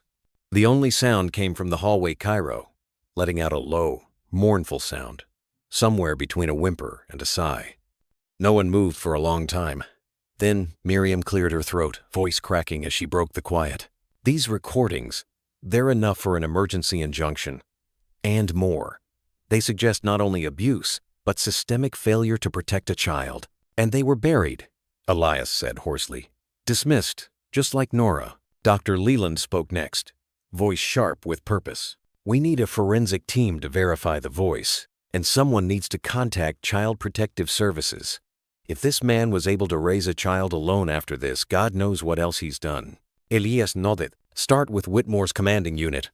There may be prior complaints, sealed records." Maya's father leaned in. "If we move fast, we can freeze the transfer. Cairo won't go back." Elias's voice dropped to a near whisper. "He was never his to begin with." That night, Elias stood alone at the shelter, outside Cairo's quarantine room. He watched the dog sleep, legs twitching, perhaps from dreams or memories he couldn't speak. Elias placed a hand on the glass. "I saw you, Cairo," he said softly. "Even before all this, I saw the pain, but I never imagined you were carrying someone else's ghosts." Inside the room, Cairo stirred, lifted his head. And for the first time since the bite, his tail thumped once against the floor. A sound like an echo from the past. Like Nora's promise hadn't vanished after all. The room had grown darker, though no one had turned off the lights. They had simply dimmed themselves, folded into the weight of what had just been heard. Silence held the group like a hush before the storm, until Miriam, her voice almost inaudible, spoke. "There's one more file." It was hidden in a nested folder, dated the night before the surgery. Elias looked up, slowly, as if climbing out of an ocean of memory. He didn't speak, just nodded once. Miriam clicked. The screen flickered. This time, the video opened with no delay. No static, just Nora. She was sitting upright in her hospital bed, her head wrapped in gauze. There was a faint IV drip behind her. The sterile white light made her look smaller, almost translucent. A child trying to stay brave beneath skin, too thin for this world. She blinked at the camera once, then smiled, but it didn't reach her eyes. "Hi again," she said. "This one's for whoever finds it. I hope someone does." She looked down, then back up again. This time, her voice was slower, steadier. "I know what my dad's going to do. I heard him talking on the phone after I pretended to fall asleep. He said, if I die, he'll sue the doctor. He said it's the only way to get anything out of this. He said the hospital has money, and that the doctor has weak eyes, that he's easy to blame." She frowned. Not confused, hurt, but it's not the doctor's fault. He's kind. He held my hand and asked if I was scared. I told him yes.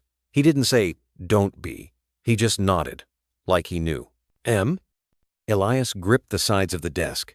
His knuckles turned white. His jaw trembled. Maya, who had sat quietly in her corner since the first video, walked slowly over. She didn't look up at him, just reached for his hand and held it. Nora continued. "My dad doesn't know about this video. He thinks all I do on this thing is draw cats and make silly faces. But this is my truth. I want someone to know it wasn't his fault." She took a deep breath, the kind a child takes before jumping into a pool they're not sure is warm. "If something happens during the surgery, if I don't wake up, please don't let him take Cairo. He's not his. He's mine. I trained him with love, not shouts, not fear. Tears welled in her eyes now, but she didn't wipe them. Cairo doesn't bark much, but he listens. He knows when I'm sad and when I'm scared. He's not just a dog. He's the part of me that's still brave when I can't be. She reached forward, and for a second her hand covered the lens. Then it pulled back, and her voice lowered to a whisper. There's a purple clip in the suitcase. It's mine. Tell him. It means he belongs to someone who saw him, who really saw him. She stared at the lens. Then quietly, almost as an afterthought, his name wasn't always Cairo. I called him that. Because Cairo is a city that never sleeps, just like me. And the screen went black. No one spoke. Not for a long time. It was Elias who broke the silence, not with words, but with sound. A low, involuntary sob escaped his chest, like something being torn from inside. His shoulders folded forward, and for the first time in decades, he let himself break in front of others. I didn't know, he gasped. I didn't know she. She defended me, even when I failed. She knew, Maya's mother said gently, and she forgave you. Maya reached into her backpack. Quietly, slowly, she pulled out a drawing. She had made one. She hadn't shown anyone yet. It was of a little girl with short curls, standing beside a dog. The girl's hand rested on his back. The dog's head turned just enough to show eyes full of something that felt ancient. She held it up. Elias looked through the blur of tears. And in the smallest voice she had ever used, Maya said, "That's Nora." It was the first time she had spoken her name. Elias took the paper, hands trembling, and placed it gently beside the laptop. Outside the room, Cairo let out a soft sound, not a growl, not a whine, almost like a prayer. The rain began around 4 a.m., tapping against the windows like distant fingers trying to be remembered. Elias hadn't slept. He hadn't even moved from the worn leather chair by the window, where hours earlier he'd watched Nora's final testimony play on a cracked screen and felt something ancient inside him shift like bones, long set wrong, finally cracking back into place. On the table beside him sat the drawing Maya had given him. The girl with the curls, the dog with the steady eyes. There were no names written, but none were needed. Elias had once believed ghosts faded with time. Now he knew they simply waited to be called by name. He reached for the landline, still his preferred method, despite the digital world raging outside, and pulled a small paper notepad from a drawer. At the very bottom of a faded page, beneath phone numbers long obsolete, was one name in slanted script: Lila Conway. A judge. Once feared, then reviled. Now, the last thread. He dialed. 3 rings, then a tired voice, raw with age and something gentler than he remembered. "Hello?" Elias swallowed, but the words came of their own accord. "Judge Conway, it's Elias Mercer." A pause, not long, but dense. "I thought I'd never hear that name again," she said carefully. "I wish I could say this call was simple," Elias replied, voice brittle. "But it's not. I have something that changes everything." Another pause, this one followed by the sound of shifting papers, the rustle of a robe maybe. "You're calling about the Whitmore case," she said. Elias froze. Yes. How did you know?" "I've had a pit in my stomach about it for years," she said softly. "There was something in Nora's eyes the last time I saw her in the hallway outside your hearing. Something unspoken. But the evidence? It was so clean. Too clean, perhaps." Elias didn't speak. He let the moment stretch. Let her reach the edge herself. "There's a USB," he said finally. "Testimonies, recordings, her own words. She knew what her father planned. She begged someone to protect the dog, her dog, if she didn't survive." The silence on the line turned sacred. "I need a hearing," Elias said. "Emergency injunction. Before they transfer custody of the dog back to Malcolm. He's not safe. No one is." "Where's the girl's testimony now?" she asked. "In 3 places," Elias said. "My home, a private legal server, and the shelter office where it was first found." "You've changed," she murmured. "No," Elias whispered, "but I finally heard the truth." A breath. Then, "I'll schedule a preliminary hearing. Noon tomorrow. Bring everything." The courthouse was a small, square building tucked behind a library that had lost its funding years ago. But to Elias, it looked like a mountain. He stood in the parking lot for nearly 15 minutes, gripping the edges of the folder containing Nora's final words. His hands shook, but his legs didn't move. Then a small voice beside him. "You forgot your umbrella." It was Maya, holding it out with both hands, the handle wrapped in bright pink ribbon. Her adoptive mother waited a few paces back, a hand on her shoulder, gentle, but letting her come forward. Elias knelt. "Thank you," he said softly. Maya didn't respond with words. She simply placed the umbrella in his hand, then slipped something else inside his coat pocket. Later, he would find it a crayon sketch of a courtroom with a girl on the witness stand and a dog sitting beside her like a knight. At the bottom were the words in block letters, "Truth is brave." The courtroom hadn't changed much since Elias's hearing 7 years ago. Same pale green walls, same humming light above the judge's bench. But the woman seated behind that bench had changed. Judge Lila Conway was older now, her eyes deeper, less sharp, but more human. She nodded once as Elias entered. "Mr. Mercer," she said, "you may proceed." And he did. He played the USB. He let the room listen. He showed the collar, the clip of purple hair. The child's writing, "Cairo protects." He read Nora's final testimony aloud, even though they'd all heard it already. Because sometimes, a voice needs a second hearing to reach the soul. When he finished, the courtroom was silent. The kind of silence only truth can leave behind. Lila leaned back, and in a voice almost more breath than sound, she said, "This case is reopened." The courtroom was colder than Elias remembered. Not in temperature, but in something deeper, in the way walls can remember betrayals, and how old wood can echo old failures. This was the same chamber where his name had once been dismantled, syllable by syllable, under oath. Now he stood again, not as a defendant, but as a man who'd run out of time to be afraid. At his side sat Maya's adoptive parents, Rachel and Tom Whitaker. Rachel held Maya's drawing on her lap like a talisman. Tom had come straight from his night shift, his uniform shirt wrinkled, eyes rimmed red. But he was here. For the dog. For the girl. For what none of them could unsee.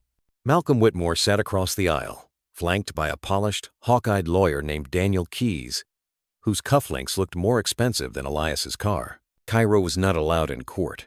That, somehow, hurt the most. Judge Conway entered, her robe trailing like shadow and purpose. She sat, hands folded in front of her. "Let the record show," she began. "This emergency hearing has been convened to assess whether immediate legal transfer of the German Shepherd known as Cairo shall proceed or be postponed pending formal investigation into his prior ownership, behavior, and surrounding allegations." She paused, then looked directly at Elias. "You may begin, Dr. Mercer." Elias stood.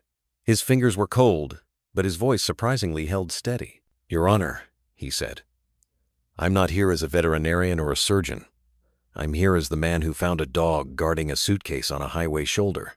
That suitcase contained not only physical evidence, but testimony, a child's voice.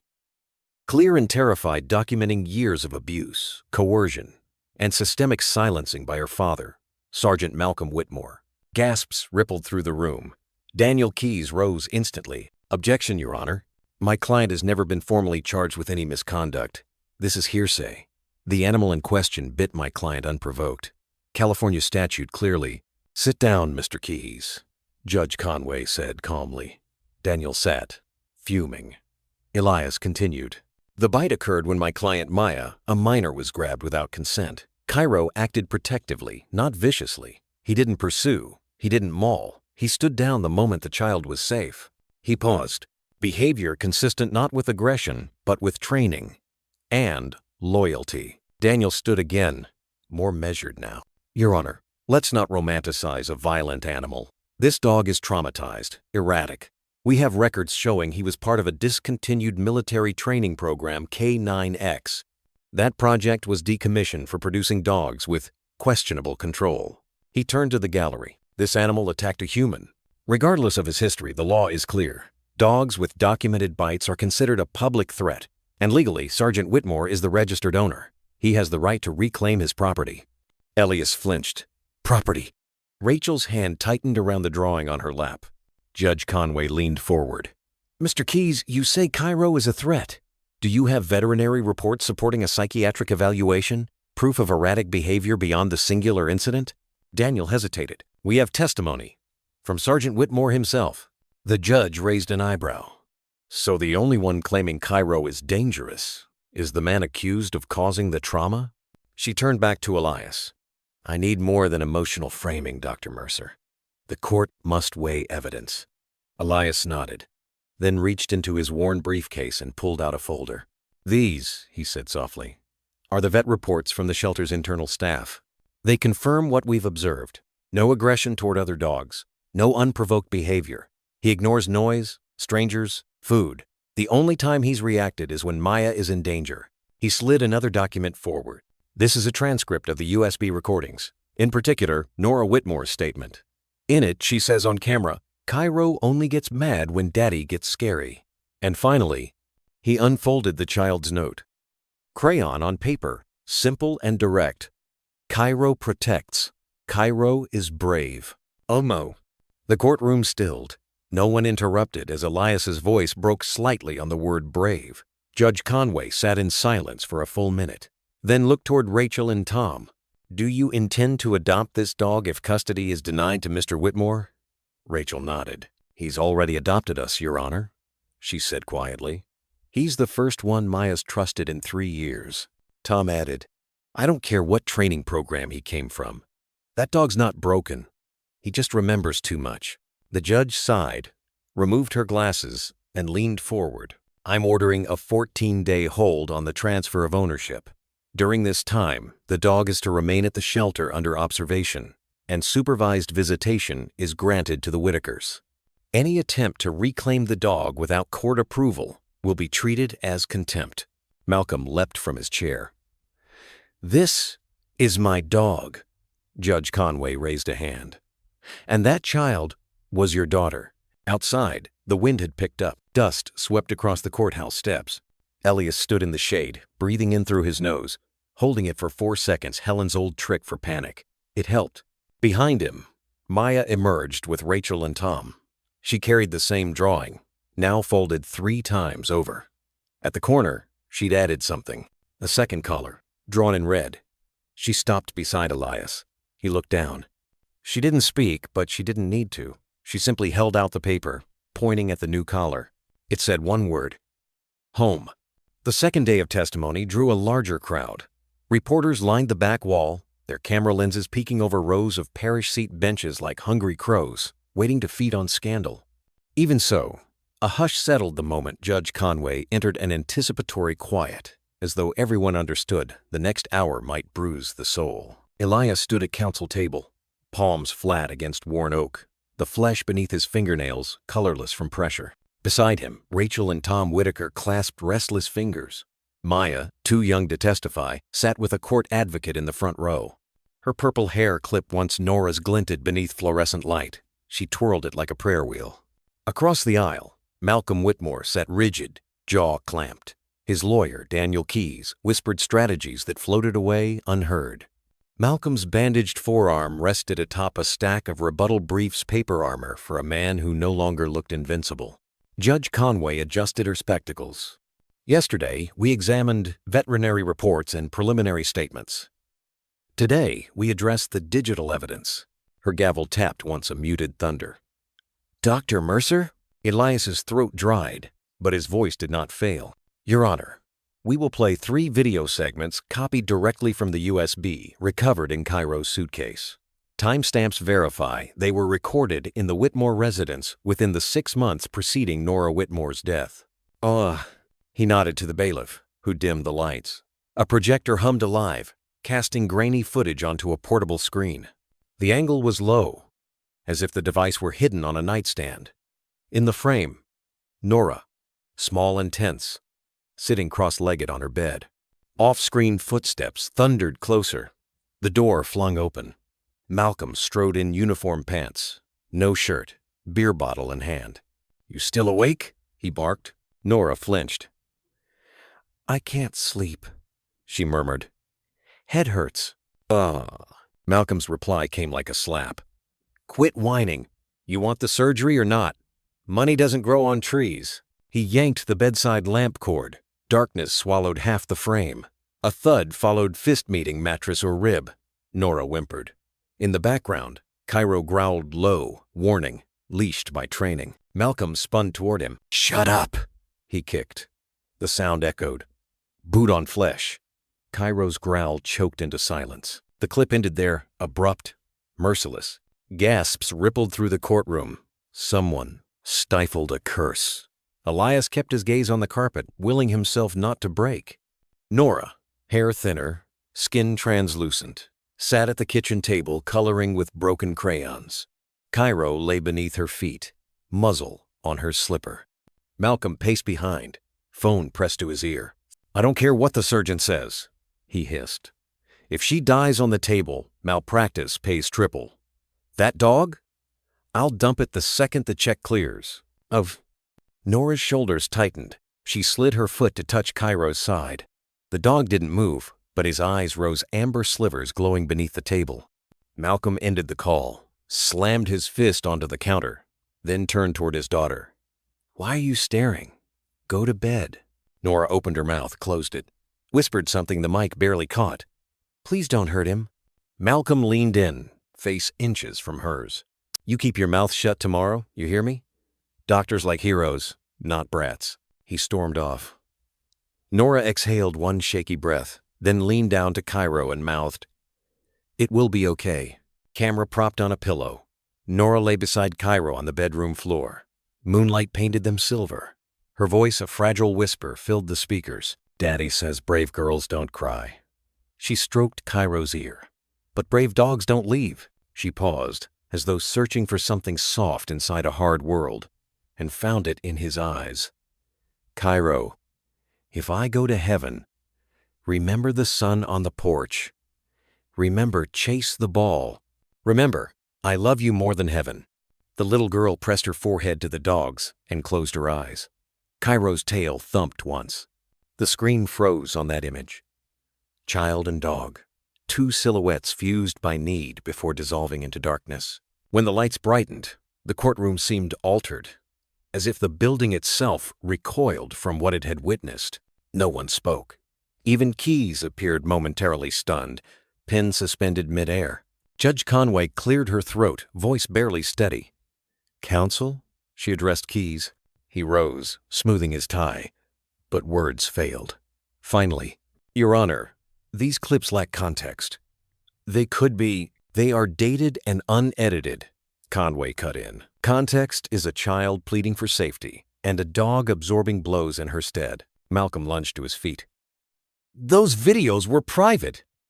Out of context. She was sick. She didn't know." Ilias turned, eyes blazing. "She knew enough to be afraid of you." Bailiff stepped forward. Malcolm sank back, face mottled. Across the aisle, Maya stood, tiny, trembling. She walked to the low bar dividing spectators from counsel tables and rested her small hands on polished wood. The courtroom waited, breath held. She looked at Cairo's empty space, then up at Judge Conway, and in a voice soft as rustling paper she whispered, "She's still helping him." 3 simple words. They carried like chapel bells. Rachel pressed her fist to her mouth. Tom bowed his head. Even the stenographer paused, tears dotting the legal transcript like punctuation of grief. Judge Conway straightened, gavel poised but gentle. "This court accepts the USB recordings as prima facie evidence of sustained abuse and premeditated coercion. We will reconvene tomorrow to set parameters for criminal referral and a protective order for the animal in question." Her gavel fell one solid stroke. No thunder needed. The truth had already landed. Outside, dusk had flooded Main Street. Elias emerged with Maya's hand wrapped in his. Reporters shouted questions, microphones jutting like spears. But the pair walked past them all silent, linked, unbroken. Inside Elias's pocket, he carried the folded drawing labeled Home. And though the road ahead glittered with unknown battles, in that moment he believed for the first time in years that heaven could start with a child's courage and the loyalty of a dog who refused to let love die quietly. It rained. The morning judgment was handed down, a steady, whisper-thin drizzle that silvered the courthouse steps and blurred the world into watercolor. Reporters huddled beneath black umbrellas, cameras sheathed in plastic, as if even the sky understood something sacred was about to be decided. Inside, the courtroom felt different from the previous days. Not colder, not warmer, simply awake. The benches were filled with townspeople who had followed every headline, every late-night news crawl, drawn now by a strange cocktail of outrage and fragile hope. In the first row sat shelter workers in second-hand suits. 2 rows back, volunteers clasped hands like parishioners before communion. Elias stood at counsel table in a pressed shirt borrowed from Tom Whitaker, his breath fogging faintly in the air conditioning. Beside him, Rachel and Tom held Maya between them. The little girl wore a lavender dress. Pinned to the collar was the purple hair clip that had once belonged to Nora. She stroked it absently, as though calming a pulse neither medicine nor prayer could regulate. Across the aisle, Malcolm Whitmore occupied a lone chair, wrists already cuffed, a sheriff's deputy posted at each shoulder. His lawyer was conspicuously absent, having withdrawn after the prosecution announced pending criminal charges for child abuse, perjury, and evidence tampering. Malcolm's gaze roamed the ceiling tiles, searching for a crack he could crawl into. Judge Lila Conway entered. Everyone rose. The scrape of benches echoed like distant thunder. She settled behind the bench, spectacles low on her nose, gavel resting like a quiet promise at her right hand. "This court," she began, voice clear but weighted, "has reviewed testimonial evidence, digital recordings, veterinary and behavioral reports, and previously sealed medical documentation regarding the death of Nora Whitmore and the subsequent malpractice suit brought against Dr. Elias Mercer." A tremor traveled the length of Elias's spine. "First," she said, "on the matter of ownership."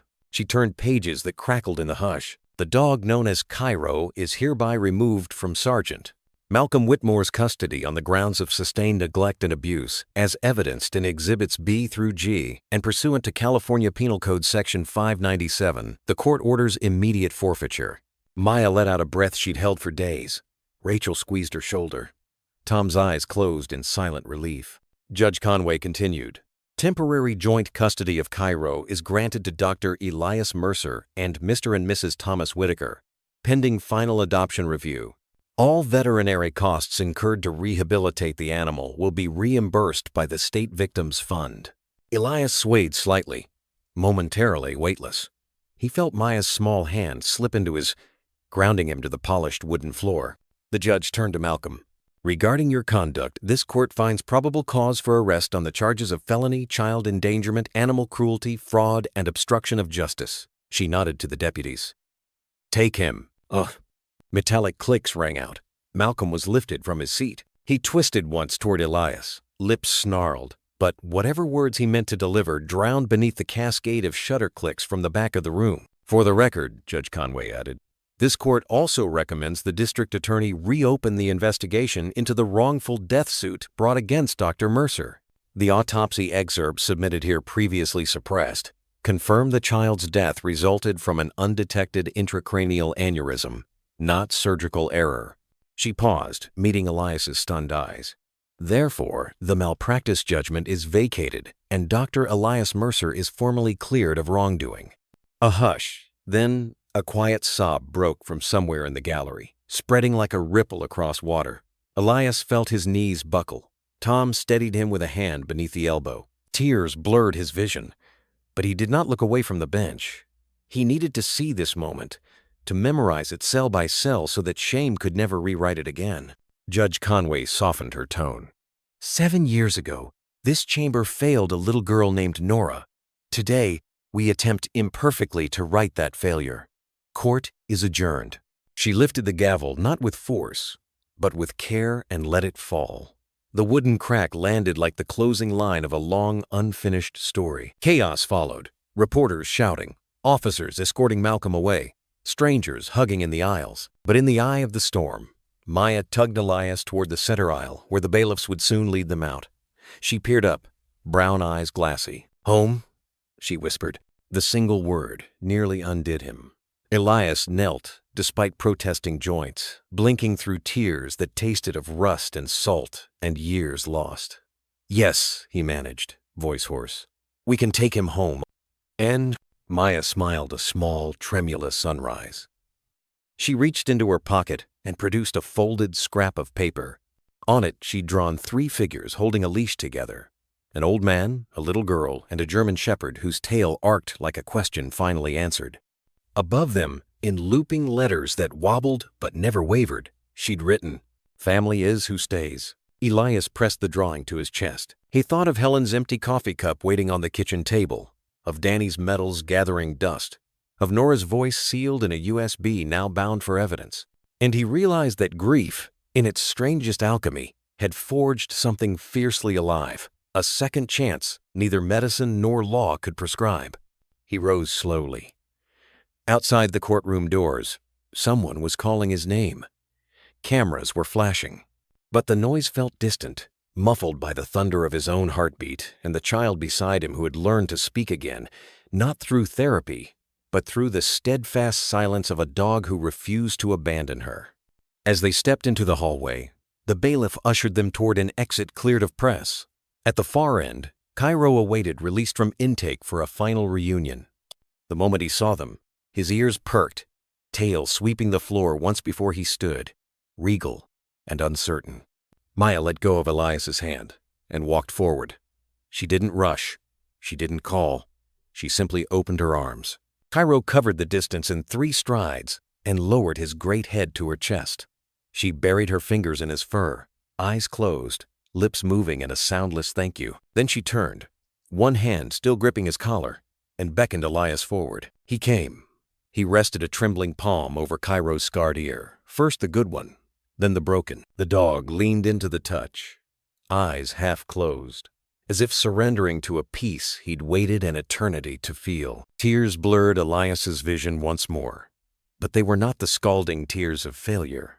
They were rain on parched earth, soft, necessary, life-giving. Behind them, Rachel and Tom joined the circle, arms encircling shoulders, hands finding paws. The 4 of them, 5, counting ghosts, stood in that narrow hallway while the courthouse lights buzzed overhead, and for a heartbeat the world was reduced to breath and fur and the quiet knowledge that forgiveness can resurrect even the most wounded hearts. Outside, the rain eased to a mist. The future waited, uncertain but welcoming, like a horizon, washed clean. Together they stepped toward it, an unlikely family stitched from loss, loyalty, and the courage of a child who loved her dog more than heaven. The victory in court tasted sweet, but duty tasted of disinfectant and cinder block. California's statute was immovable. Any dog that broke skin must serve 10 days in medical quarantine, no matter the verdict. So, 2 hours after Judge Conway's gavel freed Cairo from Malcolm's grasp, a county transport van slid behind the courthouse like a silent afterthought and ferried him to Riverside Veterinary Observation, an aging block building that once housed a dairy co-op. Elias followed in his Subaru, knuckles white on the wheel. Rain still clung to the windshield, refracting streetlights into wavering halos. Beside him, Maya dozed against Rachel's shoulder, the courtroom drawing crumpled but safe in her hands. Tom drove behind, hazard lights blinking in solemn escort. They were allowed one glimpse as Cairo transferred, the dog stepping from the van into a dim corridor, flanked by 2 techs in blue scrubs. His tail hung slack, head low, the purple collar looking suddenly too bright like hope caught under a storm lamp. When the inner door latched shut, the echo traveled down the hall and settled in Elias's bones. The quarantine ward was a square ring of kennels facing an observation desk. No windows, stainless steel bars, constant hum of negative pressure ventilation. Cairo was given Kennel 4B concrete floor, fleece pad, stainless water bowl. He did not touch the water. He did not sniff the pad. He simply stood, ribs faintly visible. Now that the court's adrenaline was gone, eyes fixed on the bolted door as if waiting for it to breathe his name. Dr. Lee Harlow signed the chart. Appetite, 0. Behavior, non-responsive but non-aggressive. Plan, monitor vitals, quith. She knelt outside the bars, offering boiled chicken through gloved fingers. Cairo glanced, nostrils twitching, then turned his head away slow, resigned, as though sight itself were a wound. "Damn it," she murmured, voice breaking. "Not again." Elias arrived at noon with a clear plastic bag holding Nora's blanket and Maya's newest drawing, a bright crayon sun hovering over a stick-figure dog. Hospital protocol forbade outside textiles inside kennels, but Dr. Harlow relented. The blanket slid beneath the bars. The drawing was taped where Cairo could see it. He lay down eventually, but did not rest his head. Hunger hollowed his flanks. Water bowl remained untouched. Every footstep beyond the door made his ears flick, then slump, as if hope were a rubber band snapping inside him. Elias sat on the hallway bench for 5 hours. Reading medical journals, he no longer trusted his eyes to understand. Whenever someone passed, he looked up, as if expecting Helen's gentle rebuke for missing dinner. Instead, he met the gaze of a dog who had forgotten how mornings differed from nights. Maya pressed a paper heart against the glass panel in the ward door. "Kai," she whispered. Cairo's ears lifted, but he did not stand. He tracked her small silhouette as she traced a smile on the heart, then pointed that smile at him like an arrow of color in a grayscale world. Rachel set a hand on Maya's shoulder. "He sees you," she said. Maya nodded, brown eyes huge. But when she realized she could not open the door, her lower lip trembled. She wrote on the heart in block letters, "I stay." She left it taped to the glass. That night, a tech recorded. Intake water. Minimal est. 100 milliliter. Food. Refused. Cairo's muzzle rested on his paws. His breathing was shallow, rhythm uneven. Dr. Harlow checked vitals. Temperature low. Hydration borderline. She prescribed subcutaneous fluids. The needle slid beneath skin that once rippled with strength. Cairo didn't flinch. He didn't seem to feel enough to protest. Elias watched, hands clasped so tight the knuckles blanched. "He thinks we left him," he whispered. "Doctor." Harlow's eyes shone behind her mask. "Then we prove we didn't." She handed Elias a disposable gown and face shield. 5-minute visit, no touching. He stepped inside. The door sealed with a hiss. "Cairo," he said, voice cracking like thawed ice. "Soldier, I'm here." The dog lifted his head. A beat too, and then recognition flickered, faint as a match in wind. But the spark died. His head dropped again. 5 minutes passed like a lifetime. Elias spoke of home, of coffee mugs and quilts, and Maya's new school project. Cairo's eyelids fluttered, but he would not drink. When the nurse escorted Elias out, he left a single sentence taped beside the heart. 72 hours down, we're still here. Rain had stopped, but clouds lingered like bruises in the sky. Cairo's chart logged 48 hours since last voluntary food. IV fluids now twice daily. The pad beneath him remained dry, no accidents because he had ceased to drink. Maya drew a doorway in bright orange crayon, labeling it later, and slid it beneath the kennel gate during cleaning. Cairo nosed the paper, then let it be. At 3 a.m., Elias jolted awake to his phone buzzing. Dr. Harlow's voice tight. "His vitals are slipping. He's refusing fluids. If he doesn't turn the corner, the state vet can authorize humane euthanasia on medical grounds even before the 10-day mark." The world tilted. Elias grabbed car keys, heart hammering. Helen's empty mug on the sink seemed to watch him go. He reached the ward in 15 minutes, coat over pajamas. Dr. Harlow met him with a clipboard. "We've got to try something else." "Open the door," he said. "Protocol." "Open it." She hesitated, then keyed in the override. The glass door slid back. Sterile air spilled into the hall. Elias stepped in, and against every rule, sank to the concrete floor. Cool dampness seeped through his trousers. He didn't fight it. "Cairo," he whispered. "Look at me." Nothing. Elias pulled something from his coat pocket. Nora's purple clip. He placed it on the pad, inches from Cairo's nose. "Do you remember this?" His voice broke. "She fought for you. Maya fights for you. I'm asking you to fight for you." A long minute. 2. Then a tremor. Cairo's nostrils flared. He sniffed once, twice, eyes focusing on the scrap of color. Slowly, he stretched his neck forward, lips quivering until the clip touched whiskers. He nudged it. A whine escaped dry, cracked, but alive. Elias exhaled a sob. "Yes. Stay with me." Cairo's tail stirred. The slightest swish brushed the floor, an echo of a promise resurrecting. Dr. Harlow's voice came over the speaker, thick with relief. "I'll bring water." Slowly. Elias didn't look away. He kept whispering tales of porches and sunlit yards until the dog's tongue flicked at the water's edge. taking the first sip as tentative and precious as dawn after too long a night. Outside, the countdown clock still glowed, relentless. 4 days, 12 hours remain. But for the first time since the locked door slammed shut, Cairo blinked, and the world blinked back. Morning bled into pewter light as the Whitakers' sedan turned into the Riverside observation lot. Dr. Harlow had phoned at dawn. Cairo drank, but only a mouthful. For Maya, that small victory was enough to lace her sneakers and tug Elias from the passenger seat while the engine was still ticking. Inside, the ward felt sterner than before. Fluorescent hum, antiseptic sting. A deputy from Animal Services, Officer Owen Carter, leaned against the nurse's desk, reviewing charts. He was young, broad-shouldered, the kind of man who tried to fold softness into his posture around children but hadn't practiced enough. Maya walked straight to him, chin lifted, eyes enormous. She tugged his sleeve. Officer Carter knelt.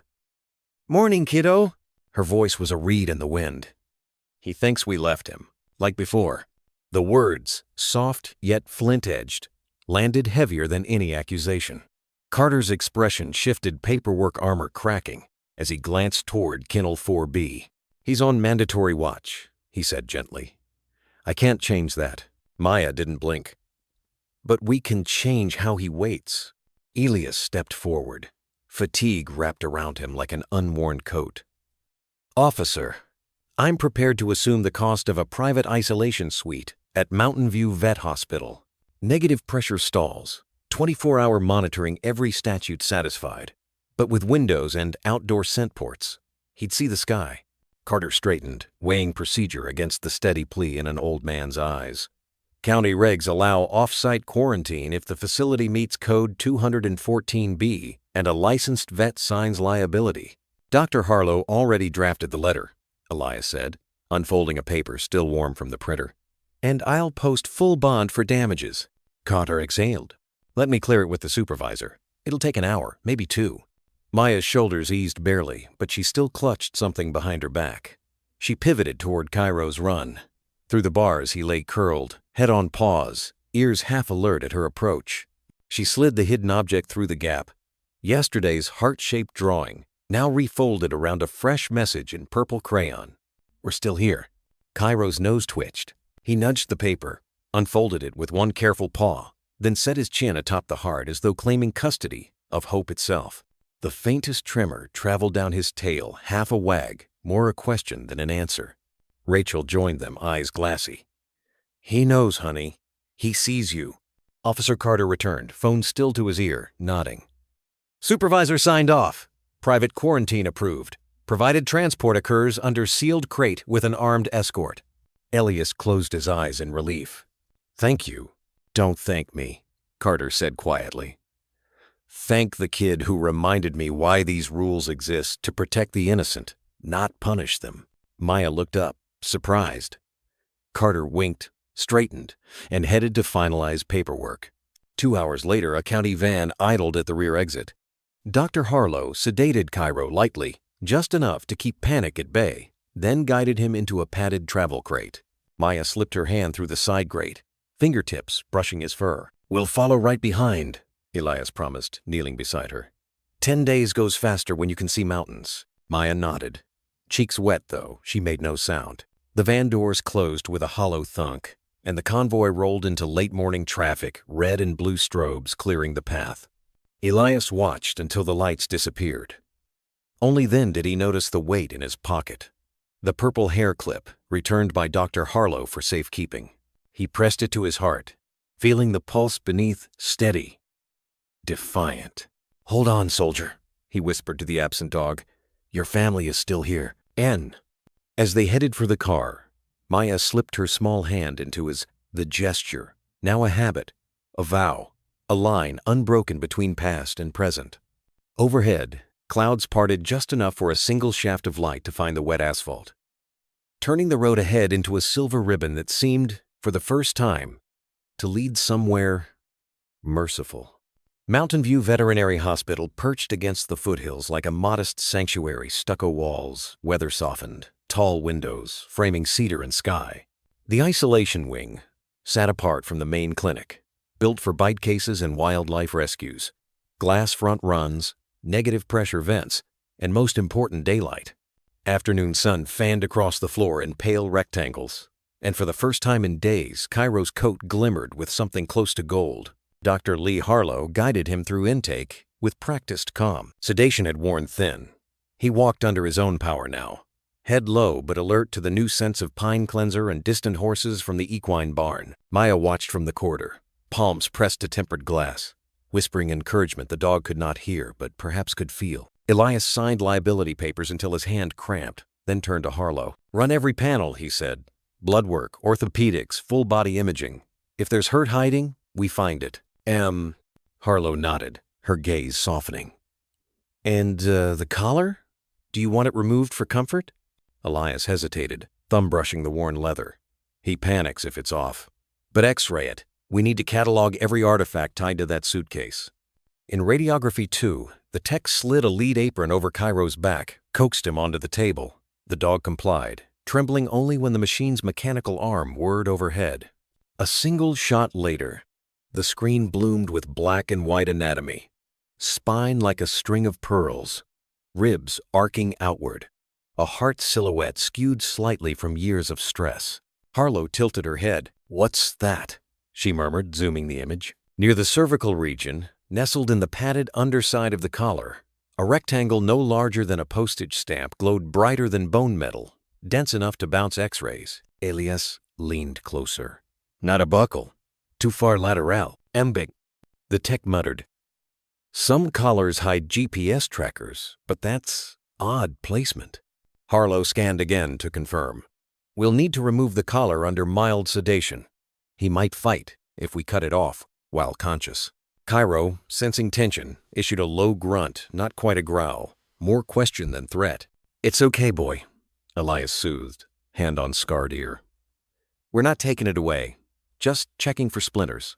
Harlow prepared a microdose of alfaxalone. Minutes later, Cairo's eyes drooped. He lay on the padded mat, breathing slow but steady.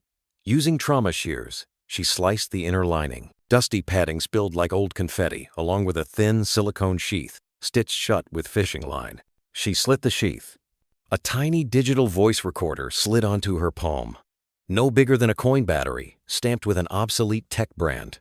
Elias felt his pulse thunder. "She planned for this," he whispered. Nora hid a recorder in his collar.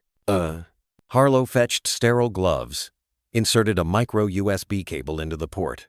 The device's minuscule LED flickered still alive after years in fur and weather. A computer at the workstation recognized a single audio file. "Listen, if found, M4A." Elias, Harlow, Rachel, Tom, and Officer Carter clustered around the monitor.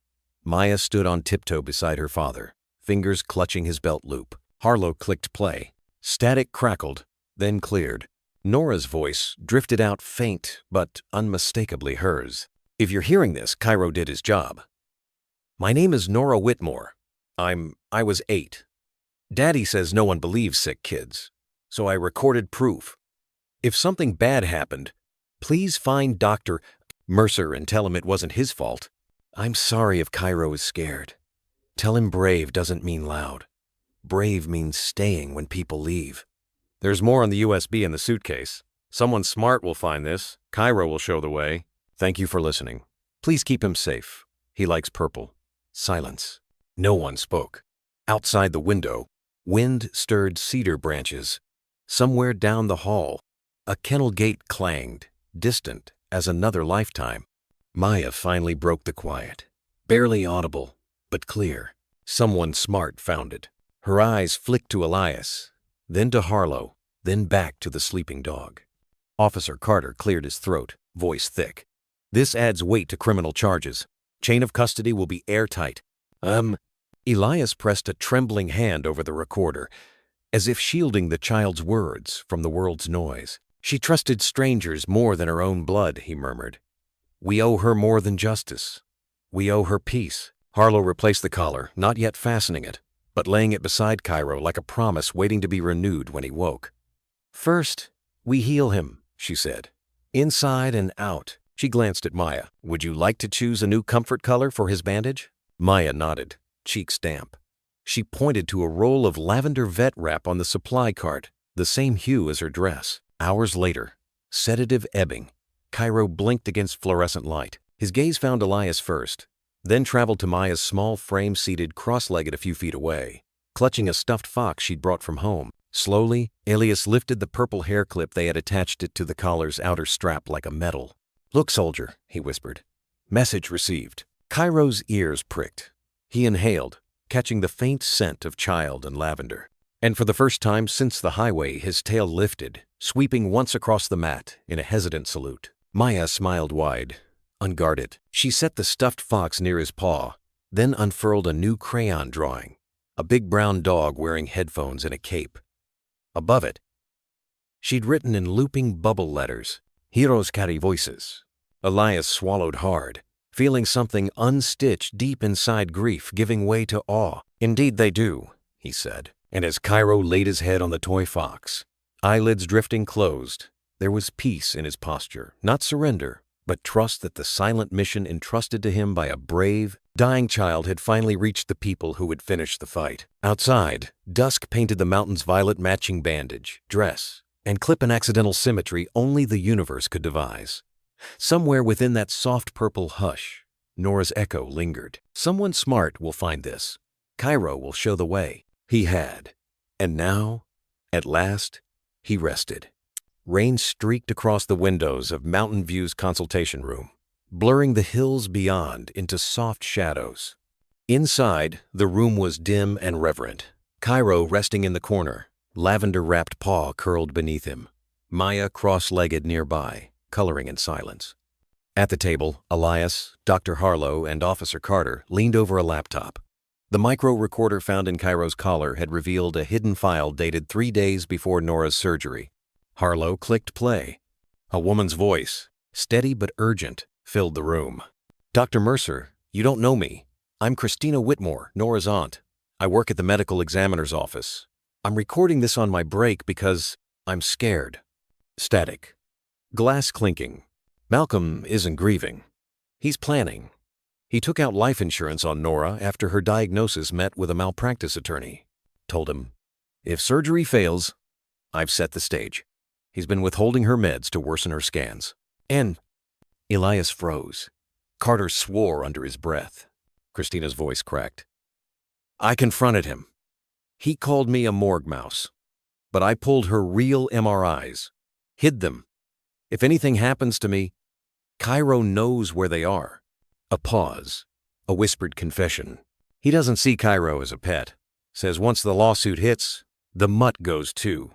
Please, listen for Cairo. He carries more truth than the uniforms in that house. The audio cut. Silence flooded the room. Dr. Harlow finally spoke. "Christina died in a car crash, 2 months after Nora." Carter stood. "We're reopening it," Elias whispered, more to himself than anyone. "We looked away. All this time. The evidence was right beside us." Maya touched his arm gently. "Now we know." Cairo stirred. His ears flicked toward the laptop, tail twitching like an echo of Nora's voice. Outside, clouds broke. A streak of light crossed the floor. Elias met it with a vow. No more truth buried in collars and coffins. The federal building smelled of wet carpet and toner. Elias carried a chain of custody box inside. The micro-recorder, Nora's USB, and Christina's hidden MRI files. Agent Marisol Reyes from the FBI's Civil Rights Task Force met them outside Judge Conway's chambers. "Let's brief her," Reyes said. "The evidence is strong." Inside, Conway examined the files, brake line photos, banking records, and cell logs showing Malcolm near the crash scene. She didn't speak for a long moment. "And what are you seeking?" she finally asked. "Federal indictments," Reyes replied. "Fraud, conspiracy, witness tampering. State can pursue manslaughter." Carter added, "And felony child endangerment." He forced Nora off her meds. Deliberate medical neglect. Conway's jaw tightened. "I'll sign it all." Elias exhaled. "Her hospital debt? And Cairo's care?" "I'll include restitution." The judge nodded. A few hours later, Reyes checked her phone and smiled grimly. "Malcolm's been located. Motel off I-15. He's in custody." News cameras lined the courthouse steps. Agent Reyes stepped forward first.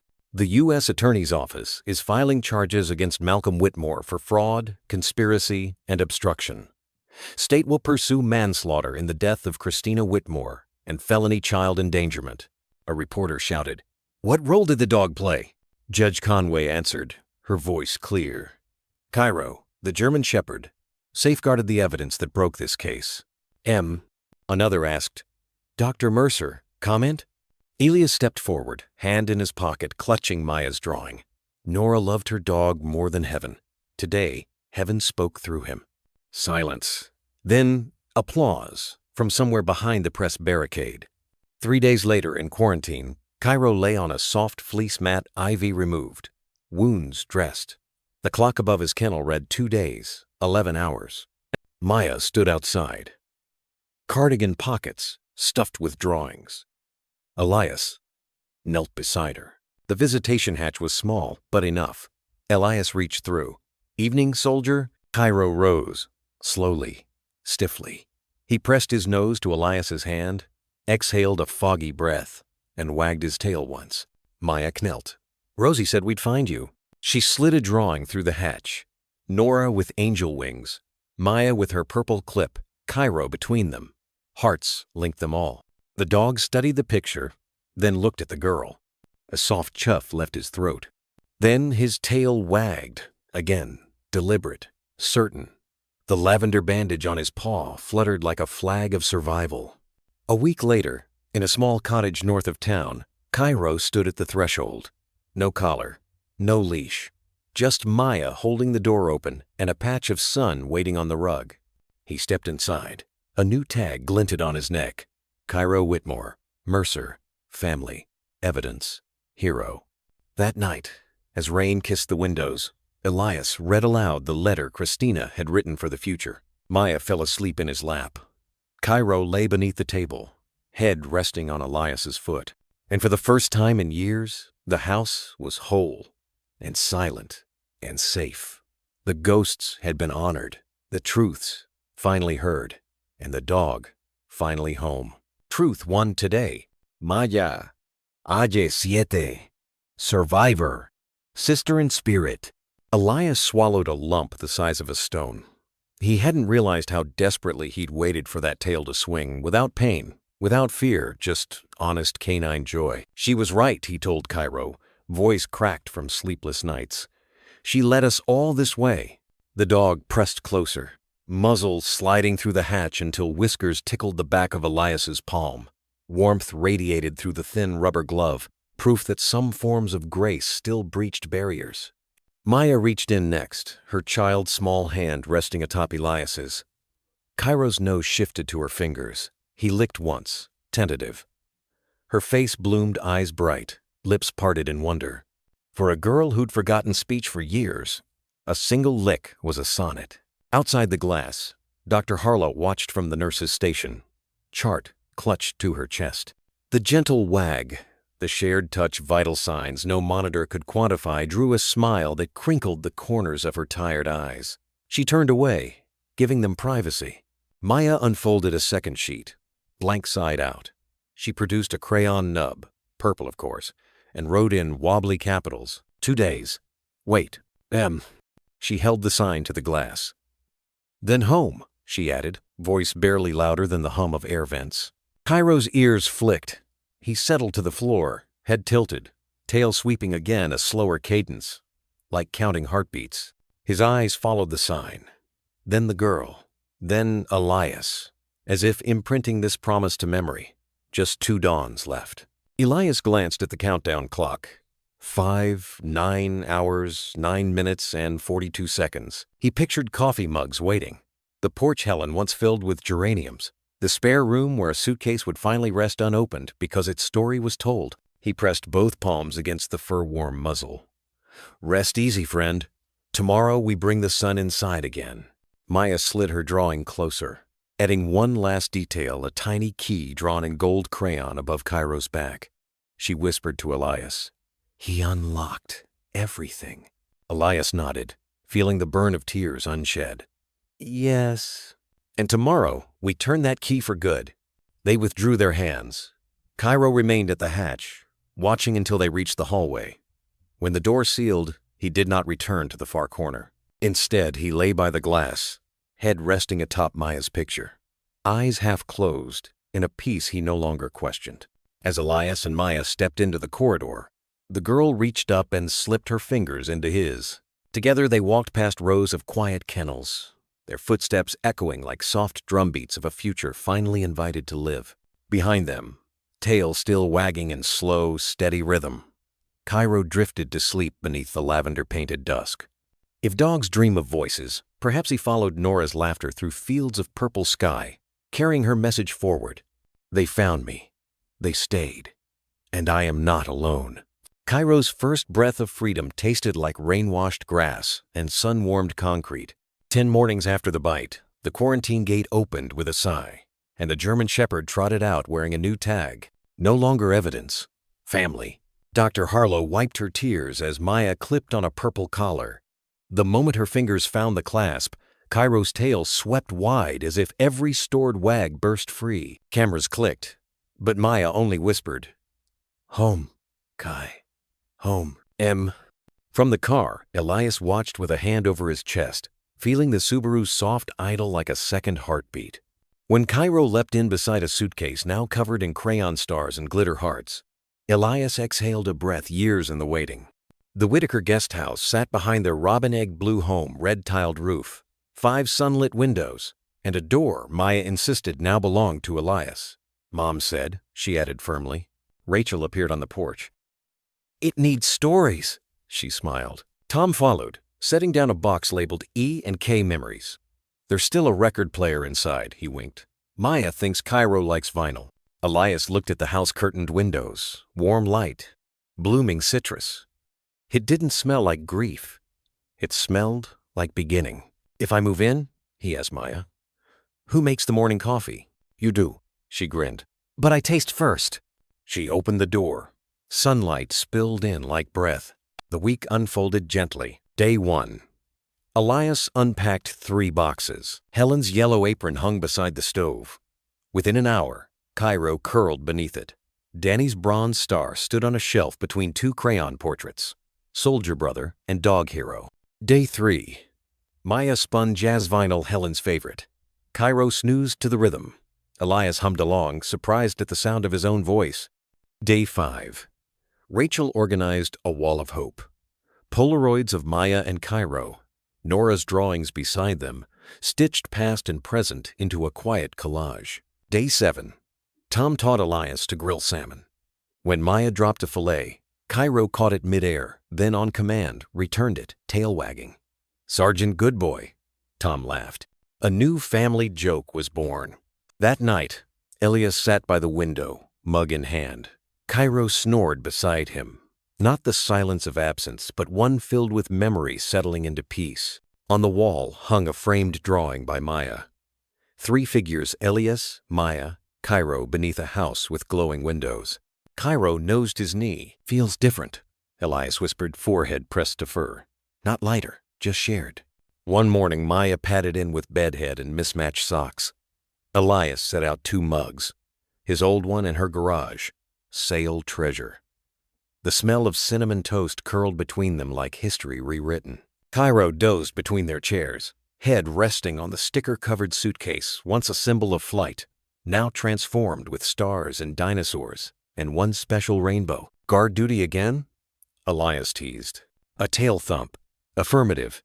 Maya reached into her pocket, producing a holographic heart. "For first breakfasts," she declared, pressing it near the latch. It shimmered from violet to gold. Elias smiled.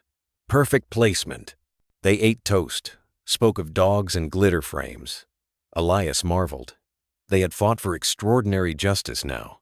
They were learning to live the ordinary well. That evening, Maya fell asleep, mid-tag, watercolor set scattered, socks abandoned.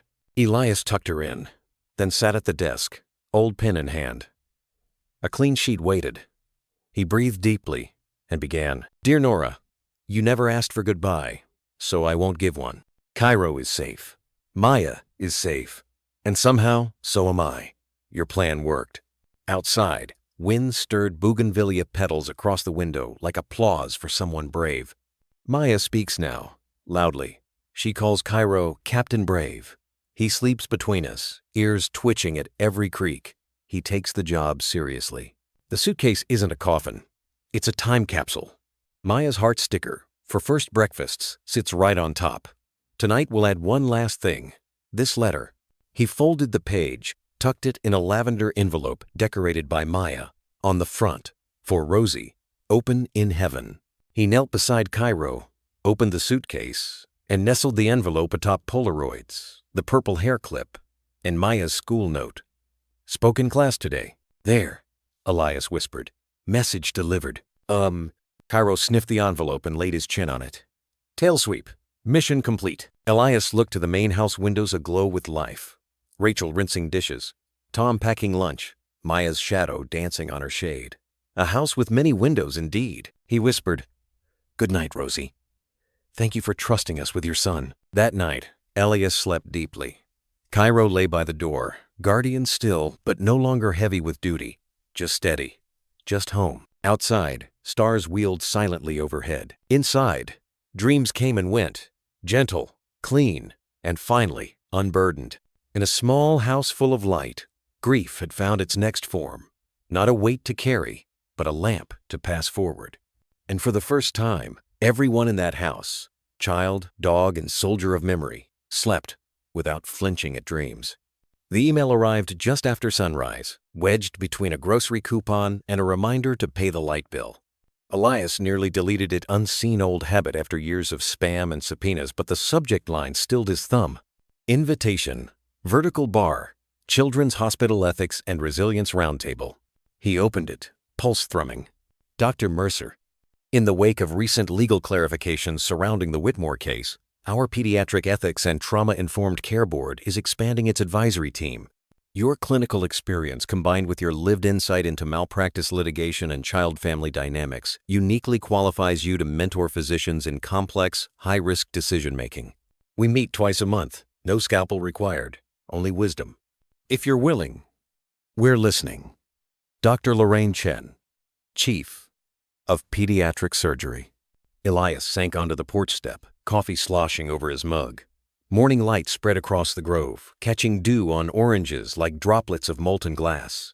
Inside, Maya's laughter and Cairo's playful bark filtered through an open window sounds of a life that owed nothing to the operating theater, yet everything to healing. He hadn't worn scrubs in 7 years.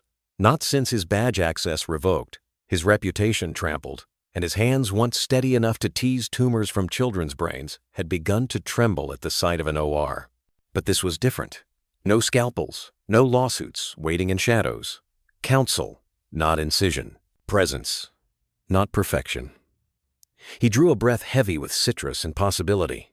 At the kitchen table, Maya scribbled math homework, tongue poking from the corner of her mouth. Cairo dozed at her feet, periodically nudging the eraser as moral support. Rachel brewed tea. Tom flipped pancakes shaped like crooked hearts. Elias cleared his throat. I got an email. Children's Hospital wants me on an advisory board. Tom raised an eyebrow. Back in the trenches? Not surgical, Elias said quickly. Ethics and trauma intervention. Helping young doctors decide when not to cut. Bridging with families. Rachel set down a mug. Sounds like exactly what you've been doing here, just with a bigger audience. Maya looked up. You mean you help kids before they get scared? Elias nodded. That's the hope. She considered, then slid her homework aside and retrieved a fresh sheet of paper. In bright marker, she drew a stick-figure doctor holding a giant question mark shield. Above it, she wrote, Dr. Bobby, protector of Brave. Cairo stretched, tail-thumping approval. Well, Tom chuckled, flipping another heart-shaped pancake. Seems the board has spoken. 2 weeks later, Elias walked past Children's Hospital's sliding glass doors, the same doors he once passed through with a surgeon's swagger, then years later with a defendant's dread. Now he entered wearing a simple wool blazer, a lavender lapel pin Maya insisted would bring rosy luck. Conference Room 4 overlooked the city skyline, sun crowning high-rise rooftops. Around an oval table sat half a dozen white coats. Dr. Chen. A youthful intensivist with anxious eyes, a grizzled social worker, a psychologist whose rainbow hijab warmed the room like stained glass. Chen shook his hand. "Thank you for coming. We've prepared a case to discuss 10-year-old with refractory leukemia, parents divided on experimental therapy. We need to navigate hope without harm." Elias listened, shoulders loosening as old instincts awakened, not the urge to fix with force, but to frame with clarity. He asked questions, gentle but unflinching, about quality of life, sibling impact, financial toxicity. He spoke of Nora, though not by name, of how children sense courage and deceit, of how silence from clinicians can echo louder than blunt truth. The room leaned in, pens scribbled, eyes shone with something between relief and revelation. When the session ended, Dr. Chen escorted him to the hallway. "We learn guidelines in school, but not wisdom. You carry that." Elias glanced toward the pediatric wing murals of whales and constellations, brightening antiseptic hallways. "Wisdom's oversold," he said softly. "Mostly it's scars that learned how to speak." Chen smiled. "Either way, your scars have the floor every second Thursday." He accepted, not from pride, but from a suddenly vibrant sense that the story still needed telling, and not just inside a cottage with many windows. He could be lighthouse and shoreline, both warning and welcome. That afternoon he returned to the grove, parking beneath blooming jasmine. Maya burst from the guest house, waving her latest masterpiece, a hospital sketched with wings. "Did you say yes?" she yelled. "I did." She whooped, then whispered conspiratorially, "Cairo tried to catch butterflies today. He's not good at gentle." Elias laughed. "Neither was I, until recently." Cairo bounded over, muzzle sprinkled with dirt, a monarch fluttering safely away. The dog pressed against Elias's thigh, tail metronoming pure contentment. Elias knelt, burying fingers in coarse fur. "Guess I'm on reserve duty again, old friend." Cairo's tongue lolled in canine agreement, amber eyes reflecting a man newly oriented toward horizon rather than rearview mirror. Rachel called from the porch. "Dinner in 10, Bobby's favorite eggplant parmesan." Maya tugged his sleeve. "Come wash up. Doctors need clean hands, even when they're just talking." He followed her inside, heart light. The cottage smelled of garlic, laughter, and a future expansive enough to house every ghost and every dawn. Through the window, he glimpsed the sticker-plastered suitcase glowing in golden sun, time capsule sealed, mission complete, yet forever part of the family's architecture. Elias realized that purpose is less a destination than a series of doorways, some slammed by others, some opened by fragile hands brave enough to try the knob. Today, another door had swung wide, and he stepped through carrying memories not as shackles, but as torches. In the kitchen that now breathed easily, 2 mugs already waited, one earthy brown, one sky blue, steam curling upward like promise. He took his seat, gratitude warming him from palm to pulse, and truly believed, for the first time in a very long arc of living, that healing had only just begun. The paper arrived in a simple manila envelope, no gold seal, no ceremony. Just a single line, typed in a font that reminded Elias of medical discharge summaries and quietly powerful moments. Cairo, Certified Therapy Canine, Pediatric Trauma Tier 2. Maya was the first to see it. She pulled it from the mailbox herself, skipping past electricity bills and catalogs. When her eyes met the name Cairo in bold, she didn't shout. She just turned toward the house and ran. The envelope clutched in her hand like a passport home. Inside the living room, sunlight poured through the windows that Elias had finally cleaned. Dust motes danced in shafts of gold. The suitcase in the corner remained shut but reverent, covered in stickers, stories, and memories that no longer hurt like they once did. "Cairo," she whispered, holding the paper low so the dog could see. "They said yes." He tilted his head, then wagged slow at first, like testing the memory of joy. That afternoon, the 3 of them stood in the grove behind the house, where the oranges were beginning to ripen and the leaves along the edges had turned. California didn't know how to do fall like the East Coast, but it tried in patches. Pomegranate red here, oak rust there, a soft carpet of gold near the base of the hill, enough to make a child laugh if they rolled in it. Maya did just that. She ran, arms outstretched, as if hugging the air itself.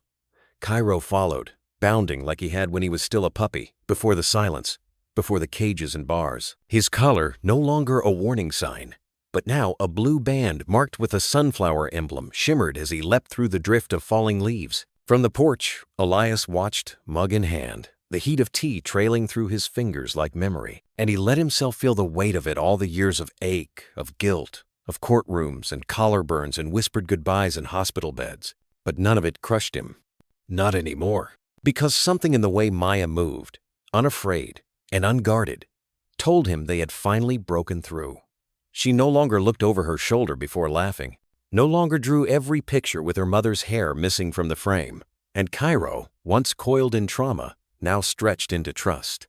At one point, she collapsed into the leaves, giggling so hard she began to hiccup. Cairo circled her, then gently dropped beside her, curling his large frame so that her head rested against his chest. "I like his heartbeat," she said softly when Elias approached.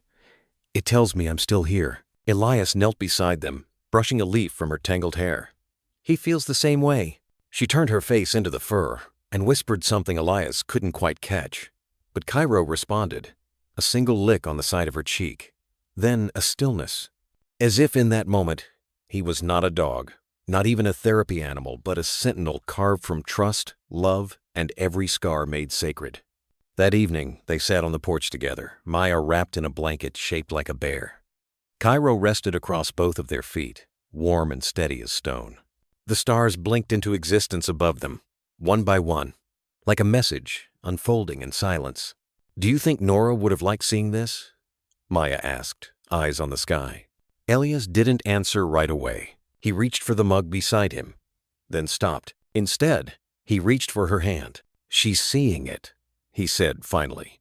"In every moment you laugh, in every time Cairo stays beside you, in the fact we're still here." Maya leaned into him. "She said someone smart would find the truth," she said. "I think she meant him." Her small hand reached down to stroke behind Cairo's ear. He flinched, then softened, still learning that not all touches came with pain. "Maybe she meant all of us," Elias whispered. Later that week, Officer Carter stopped by with a laminated ID tag in his pocket. It was simple. A photo of Cairo mid-blink, with the title, Therapy K7, Pediatric Trauma Companion, Cairo, Handler, Maya Chen. When Maya clipped it onto Cairo's vest, she didn't cry, but Elias saw the way her fingers trembled. "He's mine now," she whispered. "Not like ownership, like he chose me back." Carter nodded. "He did. Over the next few days, Cairo began accompanying Maya to her therapy group at the Children's Center. At first, he stood watch at the door, quiet and statuesque. But eventually, he'd curl beside the beanbags where kids with bandages visible and invisible would rest their heads on his back, whispering secrets to fur that never judged. He didn't do tricks. He didn't perform. He was simply there. And sometimes, that was enough. One afternoon, Elias lingered at the edge of the community garden near the center. Through the glass, he watched Maya leading another child, one who hadn't spoken in weeks, to sit beside Cairo.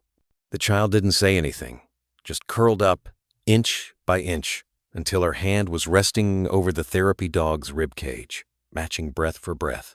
Elias closed his eyes. He no longer needed operating rooms to save lives. Sometimes, a warm dog and a quiet girl could heal more than he ever could with a scalpel. Cairo glanced through the glass. Their eyes met. And Elias smiled. Because every gate that had once closed, every door that once slammed in guilt and grief now had a sentinel. A guardian not with fangs, but with silence, with presence, with trust. And his name was Cairo. Rain came lightly that morning, not the kind that disrupts plans or drowns streets, but a hush of mist that settled over the roof tiles like breath. It was the kind of rain California forgot how to do. Quiet, soft, like a hand resting gently on the shoulder of a restless world. Inside the kitchen, Elias stirred warm oatmeal, the kind with cinnamon and too much brown sugar. Maya insisted on the extra sweetness. Cairo sat curled beneath the window bench, eyes half closed, tail gently brushing the wood floor every time she looked his way. It was a good silence, not the kind that hides fear, the kind earned, like peace after a long war. That afternoon, Maya brought him a folded paper from her backpack. "Don't look yet," she said, her hands covered in marker smudges. I want to finish the wings. She sat on the carpet, tongue between her teeth, in concentration, while Cairo rested beside her, his chin on her foot, like a stone laid down in trust. When she finished, she handed it to Elias, her voice a whisper. It's us. He unfolded it slowly.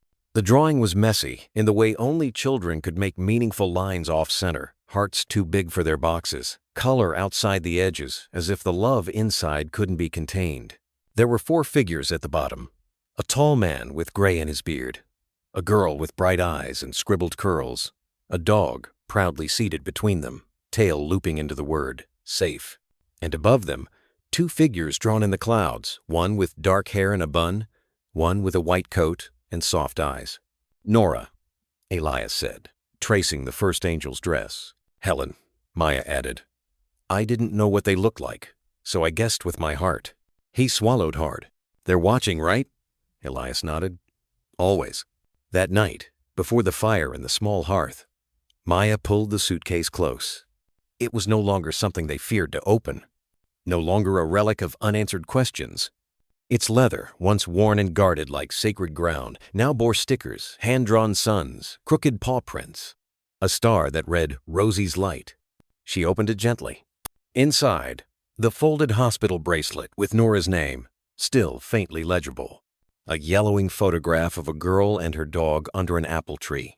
The original collar, now cleaned, but never worn again. The USB, now labeled Found. And a stack of letters, some written, some never finished, between a girl who believed and a doctor who couldn't yet forgive himself. Maya placed the drawing inside, tucked it against the side with care. It's their story too, she whispered. They sent us to find each other. Elias waited until she'd fallen asleep on the rug, her head resting on Cairo's ribs like a heartbeat she trusted more than her own. Then he knelt beside them. Cairo's eyes blinked open once, then closed again, as if to say, I know. Elias reached out, stroking the thick fur behind the dog's ears. You held the line, soldier, he whispered, voice cracked with something deeper than exhaustion. When the rest of us didn't know how, when she couldn't speak, when I couldn't save her, you were the only one who never gave up. He glanced at the suitcase, then back to Cairo. Mission complete. The words hung in the air like a benediction. Later, under the moonlight pouring in through the half-open curtains, Elias sat at the dining table with one final envelope. It wasn't addressed. It didn't need to be. He wrote simply, Nora, your plan worked. He's safe. She's healing. And somehow, so am I. Thank you for trusting me even when I didn't trust myself. Tell Helen she was right. I wasn't done. With them, I think I'm just beginning. Elias. He placed it inside the suitcase, tucking it beneath the drawing. He didn't close the case all the way, just left the lid resting, like a memory that didn't have to be sealed shut to be whole. In the morning, Maya awoke first. She reached for her shoes, then paused, eyes settling on Cairo still curled beside her, the first light catching the tips of his fur like gold. She leaned close. Rosie sent us, she whispered. Cairo opened one eye, then lifted his head just enough to nuzzle her shoulder. A tail thump answered. Once, then twice. It was enough. From the window, Elias watched them. A child and her guardian. A bond unbroken by silence, by grief, by time. The world had been cruel, but in this house one filled with drawings, cinnamon-sweet mornings, and suitcases turned time capsules, it had finally remembered how to be kind.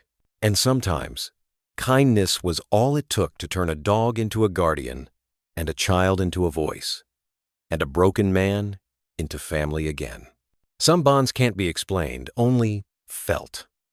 The kind that forms between a child and a dog who's seen too much, or a man who rediscovers hope in the quiet way a German shepherd leans against his leg when words fail.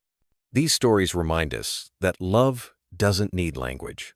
That loyalty, true unwavering loyalty, often comes on 4 legs, with eyes that carry the weight of memory and the power to heal. If you've ever looked into your dog's eyes and felt like they understood something deeper, you're not imagining it. That connection is real. And if you're looking for gentle ways to deepen it, maybe through training, communication, or just understanding them better, there's a resource I trust and found comfort in. No pressure. Just something that might bring you and your dog a little closer. You'll find the link just below. And if this story stayed with you, maybe it's because your heart recognizes that kind of love. Thanks for being here, and give your dog an extra ear scratch from us.